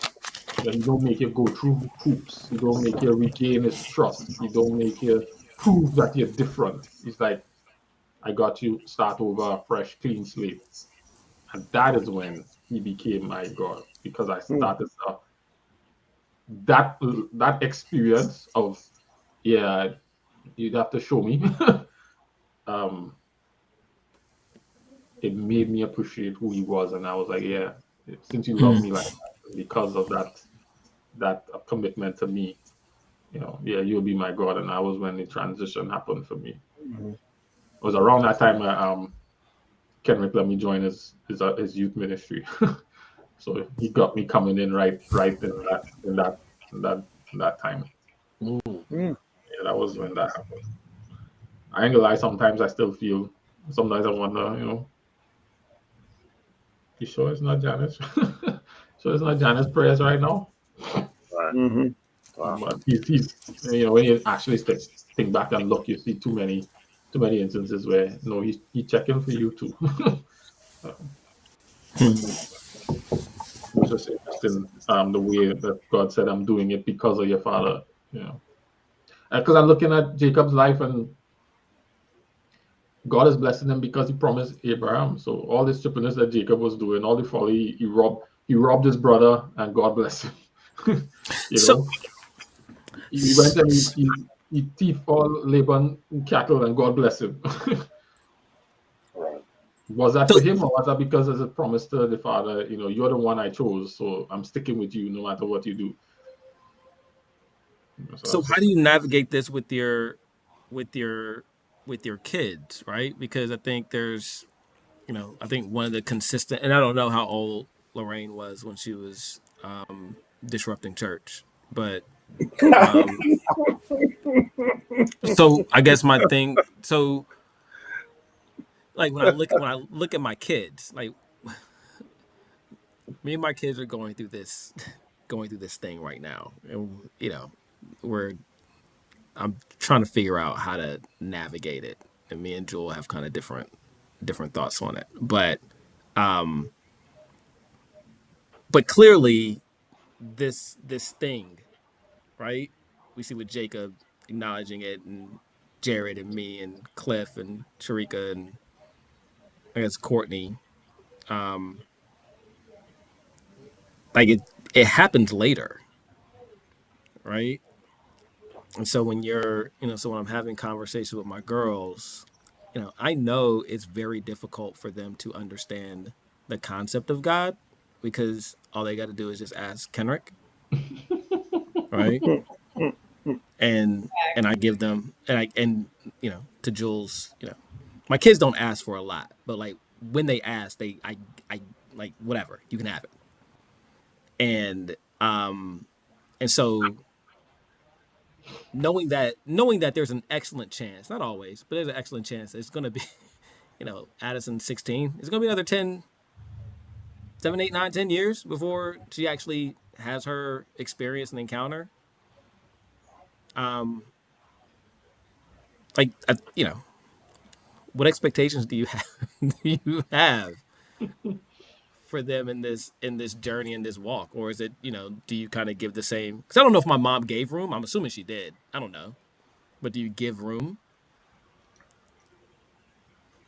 I'm So gonna to let answer, somebody else go before I respond.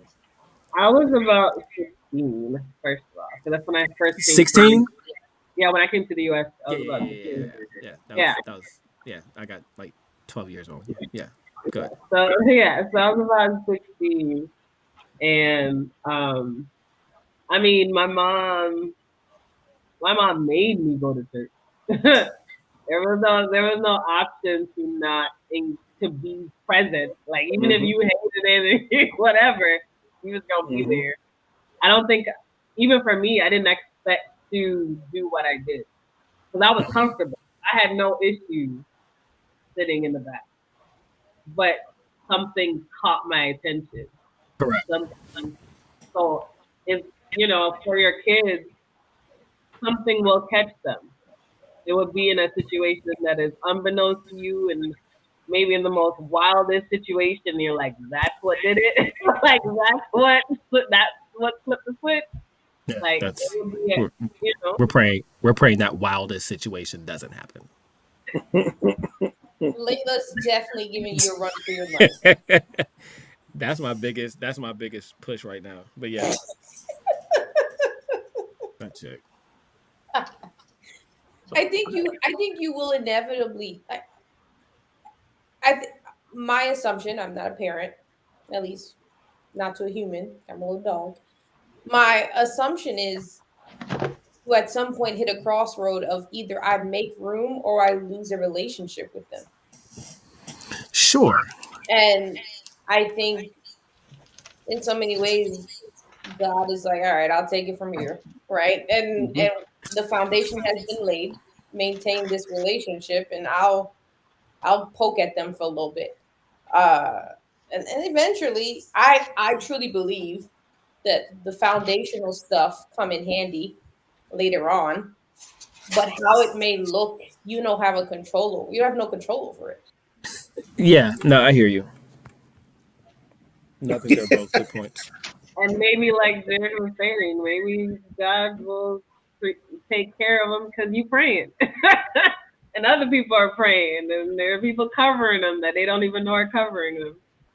So, for my daughter, I just try to be a good example, the best I can. I don't always do a great job, but I just pray that one day it will happen for her. However, the point is that it happens.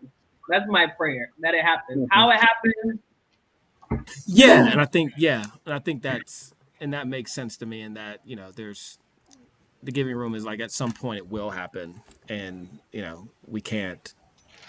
I guess it's no different than trying to be salt and give salt to everybody else and convert and make them salty. Like it's our job isn't to convert even our kids. So I'll say, Kenrick, some good things and some not so good things. It would appear, based on the way Genesis is written, that Esau and Jacob were about 40 years old around the time of the peas incident, the birthright incident, right? So they were about, because it says Esau was 40 when he married the daughters, and they were a source of grief to Isaac and Rebekah. Now, it could be that he's just telling them when these things will happen, but the way that it's positioned in the story, it appears that he was married to these women before he gave up his birthright. That's the way it appears to be written. So it might not be chronological. Oh, interesting. I didn't take. It appears to be written that way. Okay. Esau is 40, then Jacob is 40, right? Okay. And so he wasn't crying, kissing old girl at 40. Yeah. No. He was a little bit older than 40, or about the same. When he met her? Yeah. When he met her? Yeah. When he met Rachel? Yeah. Yes, he was at least a little bit. He was over 40. If this line is true. Okay. But you gotta think though, 40 in Genesis and 40 in 2023 is two different 40s. Fair enough. They're much, much longer. So that's probably his dad died at 180. So yeah, no, I hear you. Okay. Fair enough. Yeah. Facts. He was still, a grown man before he has this encounter with God. And so that's the first thing. So how old was Abraham when God called him out of? He was like 70. He was like 70-something years old. Yeah. Before Isaac had his own relationship, he was at least 40 as well. Yeah. Okay. I got you. So there's a pattern here that sometimes these people are full grown before they have these relationships. I think Moses was 80. Well, that frontal. Before God showed up at the burning bush. Till you're 25, you're operating at a deficit, right? Your brain's not even fully formed. Yeah. So 27. Yeah. You still literally don't at that point. All right. But here's the thing that's also true for all these stories is that God shows up. God showed up even for Joseph in the prison. Right, but he had to spend a few years in the prison before, he had this relationship, but God had to walk with him. Maybe he was 17 and he began his relationship with God at 17 when they took him because, he was being faithful to God even though he wasn't sleeping with a woman. So he was always getting dreams and all that stuff already. Right. So he had somewhat of a relationship with God. So, it's neither here nor there. But either way, God is the one who shows up and introduces himself and presents himself in one way or another and creates that opportunity. And then the next thing I want to say is I know this guy who I used to work with youth ministry in, whose idea was, his idea was set the foundation, teach the kids to think, equip them to make good decisions, and trust God with the rest. I remember that being his idea, and I know that is effective because I talked to some of the kids who come out of that thing, and they have a few of them who say, if ever Mr. Kenrick set up a church, I'm there. All right. Did I say his name? There is an entire conference that would prevent that actively. I'm there. Especially with you But hanging they out. talk about how much those things have equipped them and how much those lessons come to mind as they do life, Mhm. and how much those things get activated. So, you know, that's If your also mom could only see that's that, also man. true for your children, I would assume. All right. Yeah. No, good point. All good points. Sharika, you were gonna say something? I was like, Kendrick definitely ain't get no church hanging out with us. But, sorry, Kendrick. It's not working. You are my church. In the backyard. Like, It's the only church I get. I do have one more question in Genesis. It was something I kind of asked last year, but I was reflecting on it differently here. Would you rather have a guarantee of God's presence with uncertain and potentially difficult circumstances, or stability and a guarantee of circumstances that will improve without Him? And I ask that in the context of Joseph being in the prison, and they're saying God was with him. I also think about Hagar and Ishmael, who had those experiences where Hagar ran away and God tell her go back, and He said I'll be with you. And then when Abraham put them out in the wilderness, God shows up and He blesses them and whatnot. But they still had that uncomfortable experience. Say that one more time. Read that So for would me you one more rather time. have a guarantee of God's presence with potentially uncertain and difficult circumstances? He's not coming to change the circumstance, but He's going to be with you whatever comes. Mhm. Or would you rather have a guarantee of stability in your life, and if ever stability doesn't come, that there's going to be improvement, but God won't be with you? Dude, you can't ask that question. Everybody knows what the answer is supposed to be. Not what you should want. Okay. The question isn't what the That's right a- answer should be. The question is, which would you rather? Hey. No. Yeah. So, Because I'm I a can go. honestly say I don't know which one I would rather. so I always I'm choosing. Oh, go ahead. no, you're fine. I always tell God. Now, mind you, I know sometimes we set ourselves up to go through some things when we say certain things. But Lord, I'm just talking here. Okay, I'm just talking. I always say to God, like, if He would talk to me, if the guaranteed presence, meaning we're in constant communication, like we're talking in the midst of the stuff, that would give me a steady, right? So you're going If through He this told stuff. you so as long as He told you that your circumstances are going to suck. No, you're as good. long as we keep in constant, like I can cry, you talk me through it. It's only okay. Just keep going. It's gonna be all right. Like as long as It's we're gonna in get worse. communication, It's gonna get worse. but as long as we are, because it's gonna get worse. It's going like when you go through life, it goes worse. Period. So Exactly. if it's going worse, if it's going worse, it's going worse. It's Period. true. So if it's bad now without communication, like that verbal communication, if I had the verbal communication, I feel like it would steady me. For me. Okay. Now, mind you, of course, I would prefer not to go through things, but that's not even an option. So I don't even bother leaning on that side. Yeah, I honestly say I don't know, because I look at Joseph's life and I'm like, yeah, I pass. I would rather live the uneventful life of Reuben. I'll Simeon from yeah, Gad I'm or gonna whatever. I would rather live that life than God But with you're me. saying without he's God. my but brothers. without his presence, you're saying without his presence. Yeah. then you There are plenty desire people not- living like that. I'm Yeah. renegotiating. I'm renegotiating 20 years in. He's a forgiving I'm God. trying to understand. So you're Taking saying the- without Yes. his presence, Yes, without renegotiating. him. But there are people living right now like that, comfortable without him. I'm renegotiating. Wow. I'm choosing I'm being not sure. renegotiated. I'm saying I'm not sure. I don't, Right. I can't say for certain that I will take A if it's put in front of me. So I think it's feel like my life has been harder than the average Joe in some areas. And so sometimes I feel like God being with you is not necessarily the best thing, right?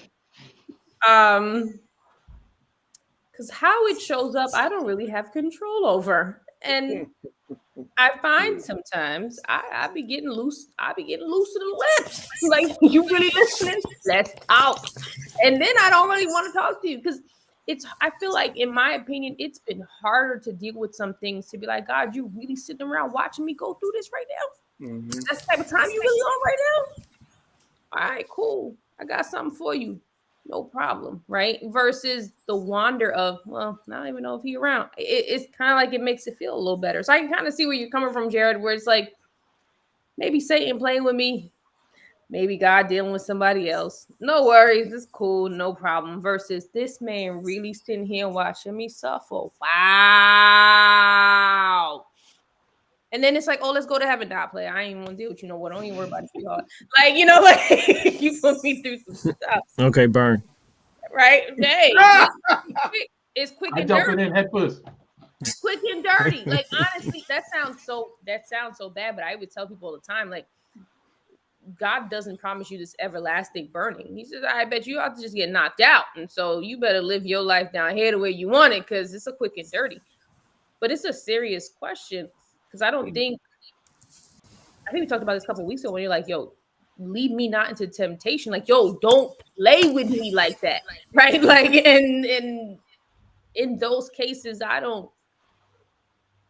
been in mindsets where it didn't matter if he was sitting next to me. Yo, if you're not going to fix this, move. Yeah. Just knowing that he was there didn't bring any comfort. Didn't At bring all. any relief. It didn't. It angered you even more. Like, move. So what angers you really? Is it the control? Is it the control, like not having the lack of control? Like I'm gonna pick A because I feel like that's really what it is for me. Listening to everybody's testimony here tonight, I mean, I don't think a lot of you would have picked what happened in your life, but listening to you guys, I hear the results of it, and I know God not done with y'all lives. He not done refining you guys the way that He needs to, and I think that your lives are all going to be very beneficial for somebody else, and I think that's really what it is about. Like I said, me personally, I went through a lot of different things to get to this point in my life, and I sat with a lot of things just like you all, and it wasn't a day, a month. Like, it's years at a time, and you're just going through stuff. You're going through it, and you're like, "Why am I here? This is not fair." See everybody that you come in contact with is seeming to be enjoying a better life than you, and hey man, I just know that God brought me through a lot of different things, and only now can I look back at those things and just be like, man. Like, I was really talking to my siblings, my mom's and them last Friday evening, and yeah, man, I didn't really notice everything that God was working for us, what He was doing to change us individually. What was, so it was not fair. It wasn't great for us, but He was doing something to each of us to prepare us for maybe another aspect of life that He was pushing us towards, like all of our maybe whatever gifts He wants us to have or to develop within us. You have to go through this. So it's just like, who am I to sit here and say, what's the right way for me to be, the right life for me to have, or whatever the case is. Like, He's looking at this raw material. He know what to do with it. He know what process He need to put us all through for us to come out the way He want us to come out. So that's how I'm just looking at it. Like, hey, all these people in this word, these testimonies, a lot of their lives suck too, like for the most part, but it serves its purpose. I can't say I know what my purpose is or what God's purpose is for my life, but I personally wouldn't have it any other way. Like, that's just me. Like, I hear I you. mean, I respect. And I'm that. not knocking nobody because, like I said, No, I you- hate No. I don't feel like it. I don't feel Yeah. nothing. No, Right. nobody. Well, I'm converted. I'm with you, Courtney. I think you asked a good We don't question. know, like y'all said, we all still relatively young. Like, who knows in the next 20, 30 years what's coming down the line? Like, oh, he was preparing me for this. Were you I saying don't know. relatively young because Cliff is on here? No, but I think you asked a good question. Oh no, I'm living them Abraham years, baby. You see what I'm saying? Like, yo, we young. We're still young. We're still young enough for something crazy to happen. 80 is the new 30. Exactly. I'm with Kendrick. If it ain't a good 80, take me out, yo. Like, it's just like but I think you asked a good question, Courtney. Like, what are you angry about? I think it's a combination of church rhetoric that you believe when you first go into the pool. You know, like the quote promises of God, and what this is why I hate when we have these like fearful, you know, they don't do it as much. But back in the day, like the revivals, Courtney, remember you going on Gun Hill Road for a revival, like and like those kind of type of things, and I think you're brought into a dream, and as life plays out, you realize, yo, half of that is a nightmare, right? Like, this is not real. We should stop telling people these things.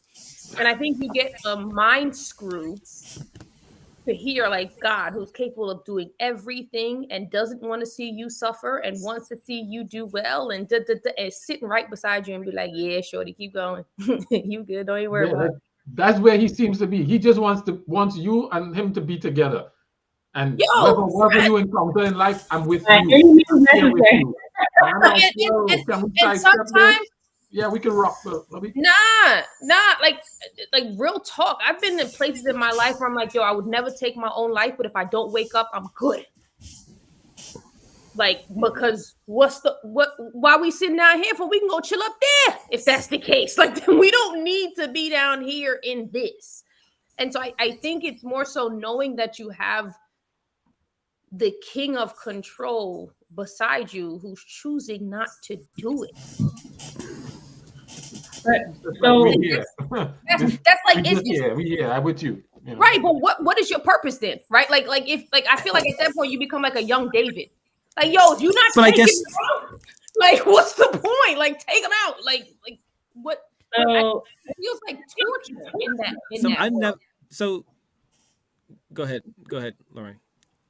No, I mean, I was just gonna say, one of the things that shifted my perspective was an illustration that I forgot what this pastor's name was, but he had like this rope,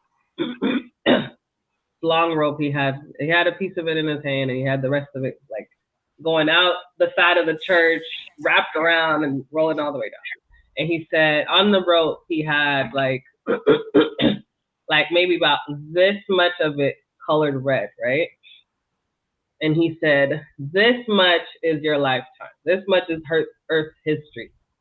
And the rest of the rope going through the church, wrapped around the church, is eternity. And he's like, we're making decisions focused on this little bit right here and not considering eternity.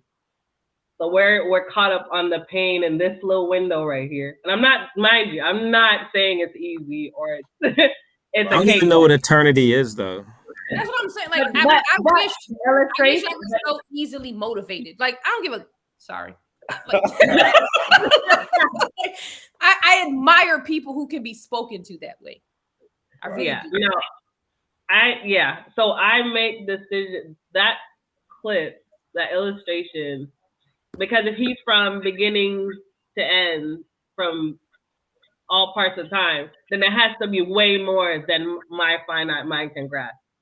And if I'm focused on making decisions on this little bit here and not considering everything else that's out there, then that's just logically that for me, that's unwise on its own, just off surface. So yeah, and then on top of that, like I said, if he would talk to me through what's happening, and let me know what's going on, talk, encourage me. But if he's silent, like if there's no nothing, that's not a guarantee for me that he's there. So when you said a guarantee that he's there, for me that looks like him in constant communication with me. Like if I have to go through this, I'm working on you. This is what as I can, like then I can bear or kind of bear or better bear what's happening. But if him guaranteed to be there is me not even seeing him, not hearing anything, like that for me, I don't know if I can do that.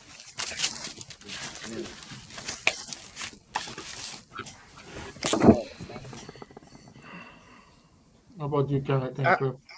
Go ahead, Cliff. Somebody had sent me something in my thing, and I was looking for it. It says, "Was it a bad day, or was it a bad 5 minutes that made you milk all day?" Was it a bad day, or was it a bad 5 minutes? Let's ask Job that question. Let's ask Job that question. Was it a bad day, or was it a bad 5 minutes? How about John the Baptist? Was it a bad day? Man, listen, I get it, and I understand that different people, depending on their circumstances and situations, have a different view of this. But when you ask that question, man, I was really mulling over it. Really trying to agonize and go through it. But I keep coming back to the guarantee that God is there. There's an old song by the original Breath of Life Quartet that said, "If heaven were never promised to me, neither a land where we'll live eternally, it's been worth just having the Lord in my life. I was living in a land of darkness. You came along and brought me to light." And I said, good words, but if I'm going through a whole bunch of stuff, man. Yeah. But then I thought about it, man. I started thinking about my life and some of the things that I've been through, and I'm like, yo, if God wasn't there, if the guarantee that he wasn't there, I don't know how that would have turned out, because I feel that when I was born, God laid out a plan for me. Hey, this is my plan for you to prosper and to be in good health and do all these other things. And this is the road I want you to take. But the decisions and the choices that I have free will cause them to like rewrite them things. Like, okay, look, in order for me to get you back here, in order for me to get you, okay, you headed in that direction, you're going to keep heading that direction. So I'm going to have to put this major pitfall that's going to hold you back for a while, because you just ain't going to get it any other way. You know what I mean? And without that kind of guarantee, because you're talking about a guarantee for somebody that ultimately wants good for me. Mm-hmm. So that's why I settled on A. And it's not because it's the right thing to say. It's just because I settled on A. I'm not saying everything is going to be great and I'm going to like it at all, because there's some things like you all have said I don't like. But in the end, I'm saying, but you intend good for me. You know what I'm saying? So that's my answer. Yeah. That's my answer. I struggle with that one, though. Can you say you converted? You with Courtney? I don't know, man. I don't know, man. Yeah, that's where I am. I honestly had to ask myself. I don't know. I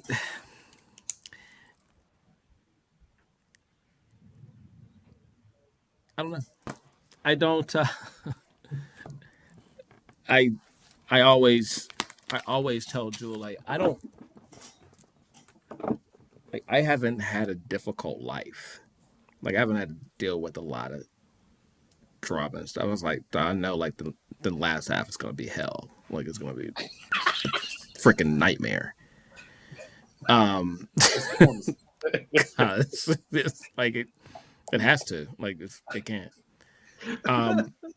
And so my perspective, and I'm not saying like everything's rosy, but I also think it's part of my temperament. Like, it's just things it is what it is, right?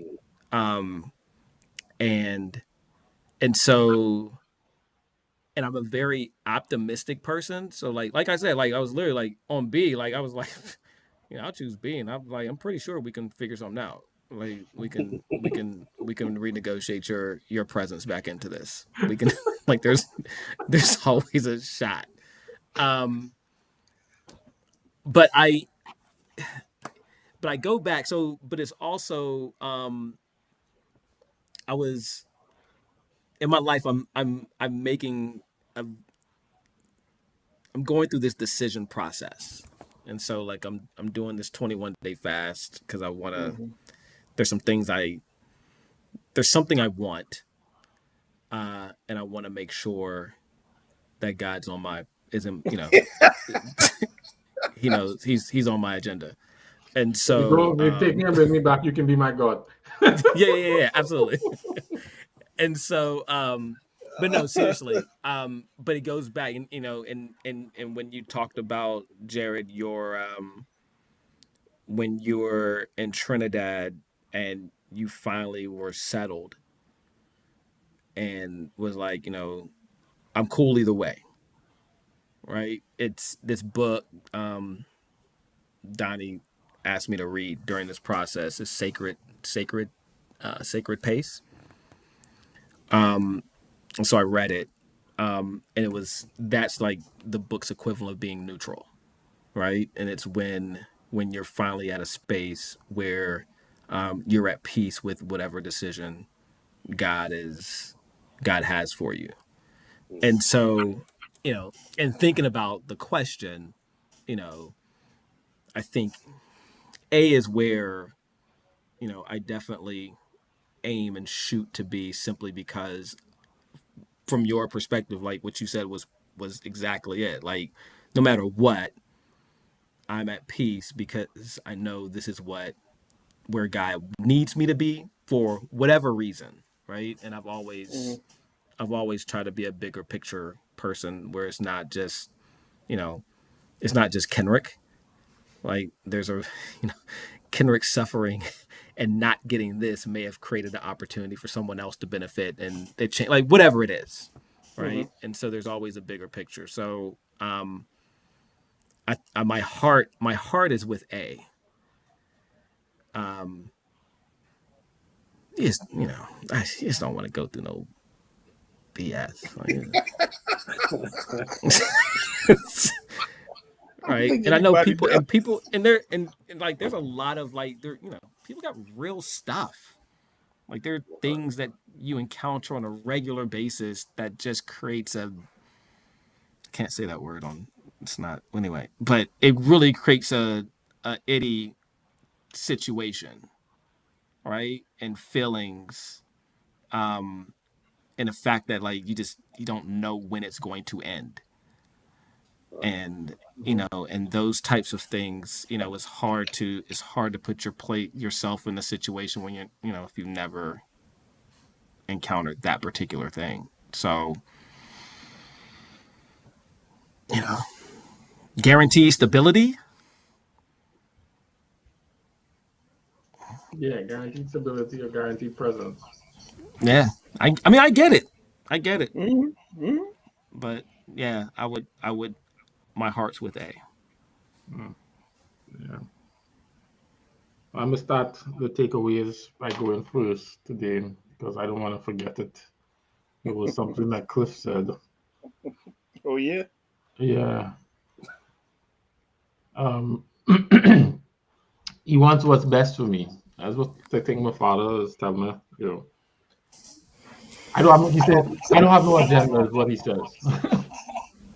I'm here because you're my son and I only have your best interest at heart. Sometimes I might fully appreciate your situation, but at least when I come to you, I'm one person who doesn't have an agenda and only wants your best interest.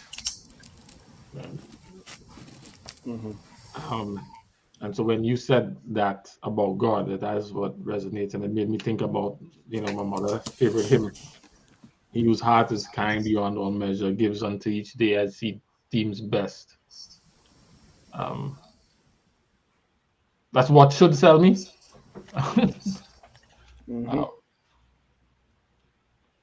And I think that idea is the thing that would make me reconsider leaning towards it.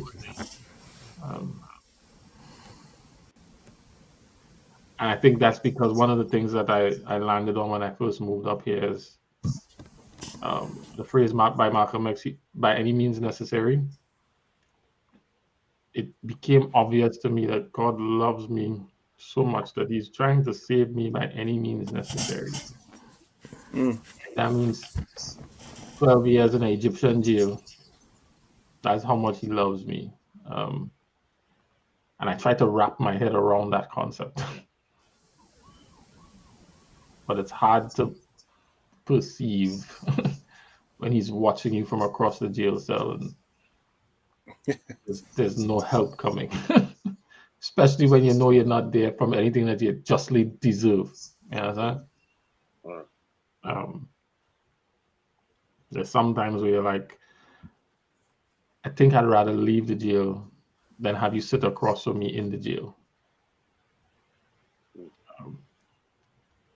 But I think I can be persuaded by the idea that He loves me and has my best interest, and so I'm okay with that. I can be. So that's my takeaway. I think I can be persuaded by that idea. So that's my takeaway. He wants what's best for me. All right, who wants to go next? I'll go, and it's kind of piggybacks on that, but I think the one thing that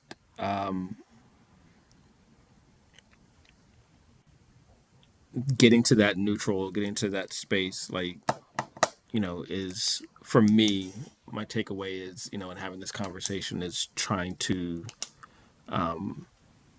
is peace, is getting to the point where I, you know, not only am I good with, you know, God being that, but for me to be at peace no matter what the situation is.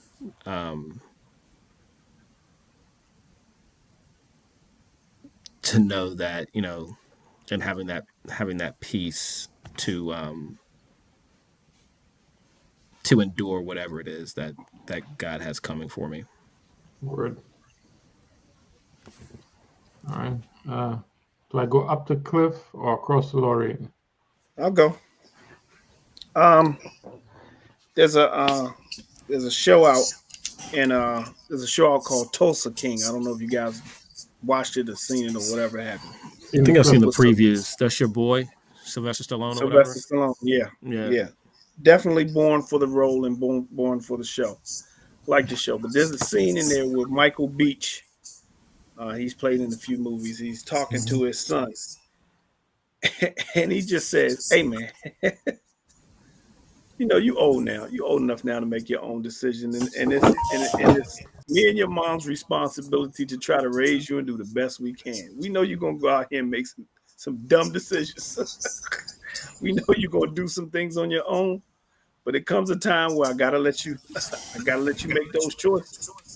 I'm hoping and praying that you make better ones. But remember, you always got a place here. And that's my takeaway. That I feel that God has said that to me. Like, yo, it comes a time where you and I know you want to venture out and do some things, but you always got a place here. Word. Just make better choices, great choices. How about you, Courtney? And my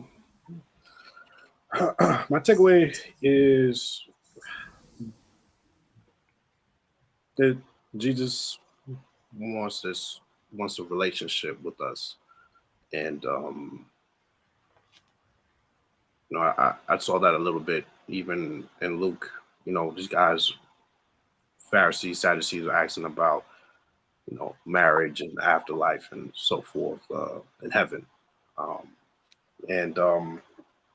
just think that, you know, ultimately that heaven, you know, all these times we think about it and that's the goal, but ultimately it seems like, you know, Revelation, it will tell you that, like, yo, you didn't see a temple there, like the Lamb is the temple, like, you know, God is the light, like the relationship is it. Like he is it. You know what I mean? Like that's what the glory of heaven is, your relationship with him.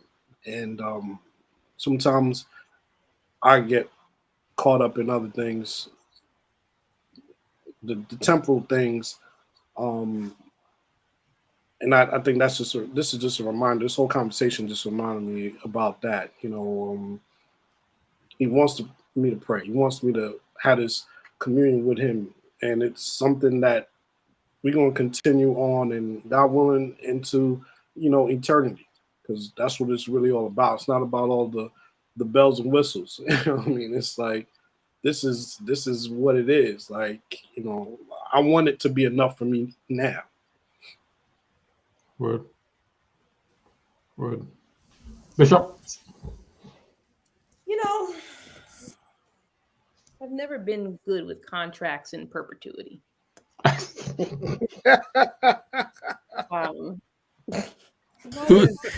Who has? Well, some people are really good with signing up for things forever. And I was reevaluating as I lay here, like how many times have I signed something with like 2-year agreement, 3-year agreement? And the question of like how many times have you signed the agreement? Yeah, you're my God. 3 years later, I'm gonna need this, this, and this, and then we're back in this agreement. Not that I would necessarily leave the agreement, but I definitely want it renegotiated, similar to the can I get the following things and then we can re-sign. And I want to be content with the future and the fact that, like, Lorraine said, there's a little part of the rope that's red. But I'm not. Like, I'm realizing that I'm really not positively motivated. Like, I really envy people who can be motivated by things they don't know, right? Like, I'm not that person. I think I said it to you guys last time. Like, I'm not looking forward to a heaven or well done, good and faithful servant. That's cool. Everybody who made it, you'll get that. I really want to, you had a good time down there, didn't you? And like, I'm really here for here. And maybe one day my mind will change. Like it should. But I'm really not in a contract in perpetuity with God. And that's a really interesting awakening for me. And I don't know if it's a good thing or a bad thing. But it's a thing. That's my we are in a termed agreement that gets renegotiated every so often. I get signed up. But I appreciate the out.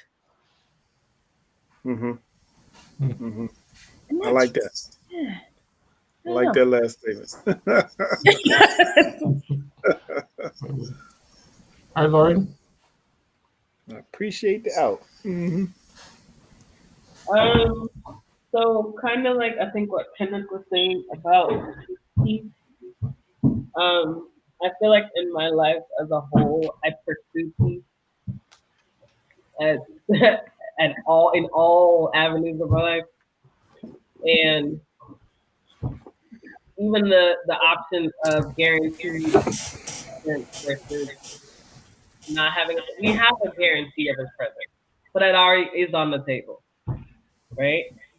It's just we have to accept it, and I think for me, I have anxiety about things.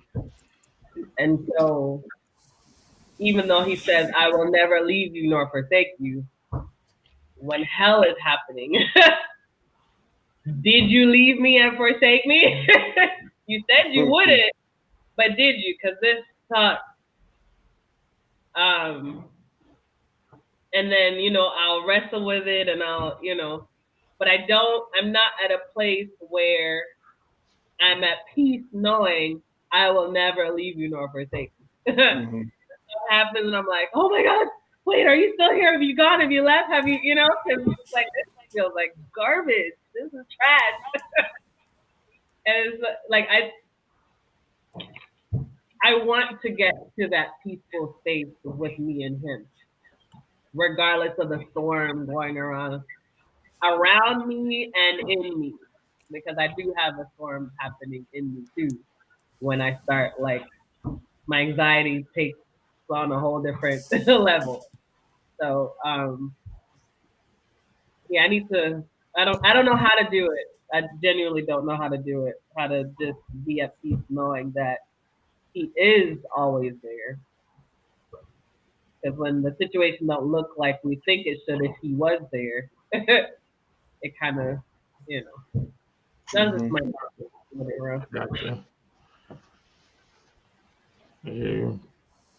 I've got this note in here from Zero. For me, from what I've read in the Bible, God tends to take people out of their comfort zone so that they can recognize their need to depend on Him.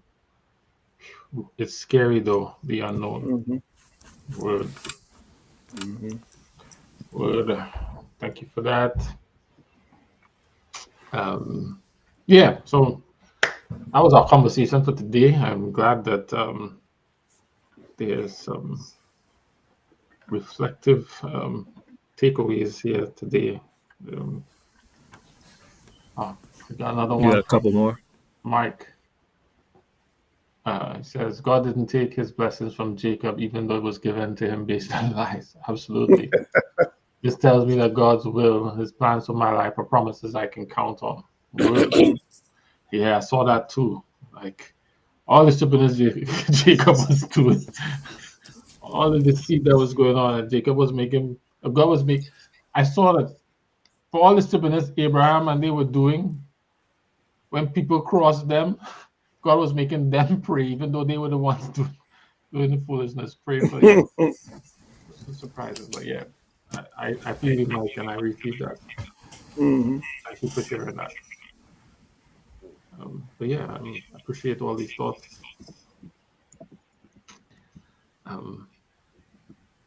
Let's pray, and then let's pray to close out.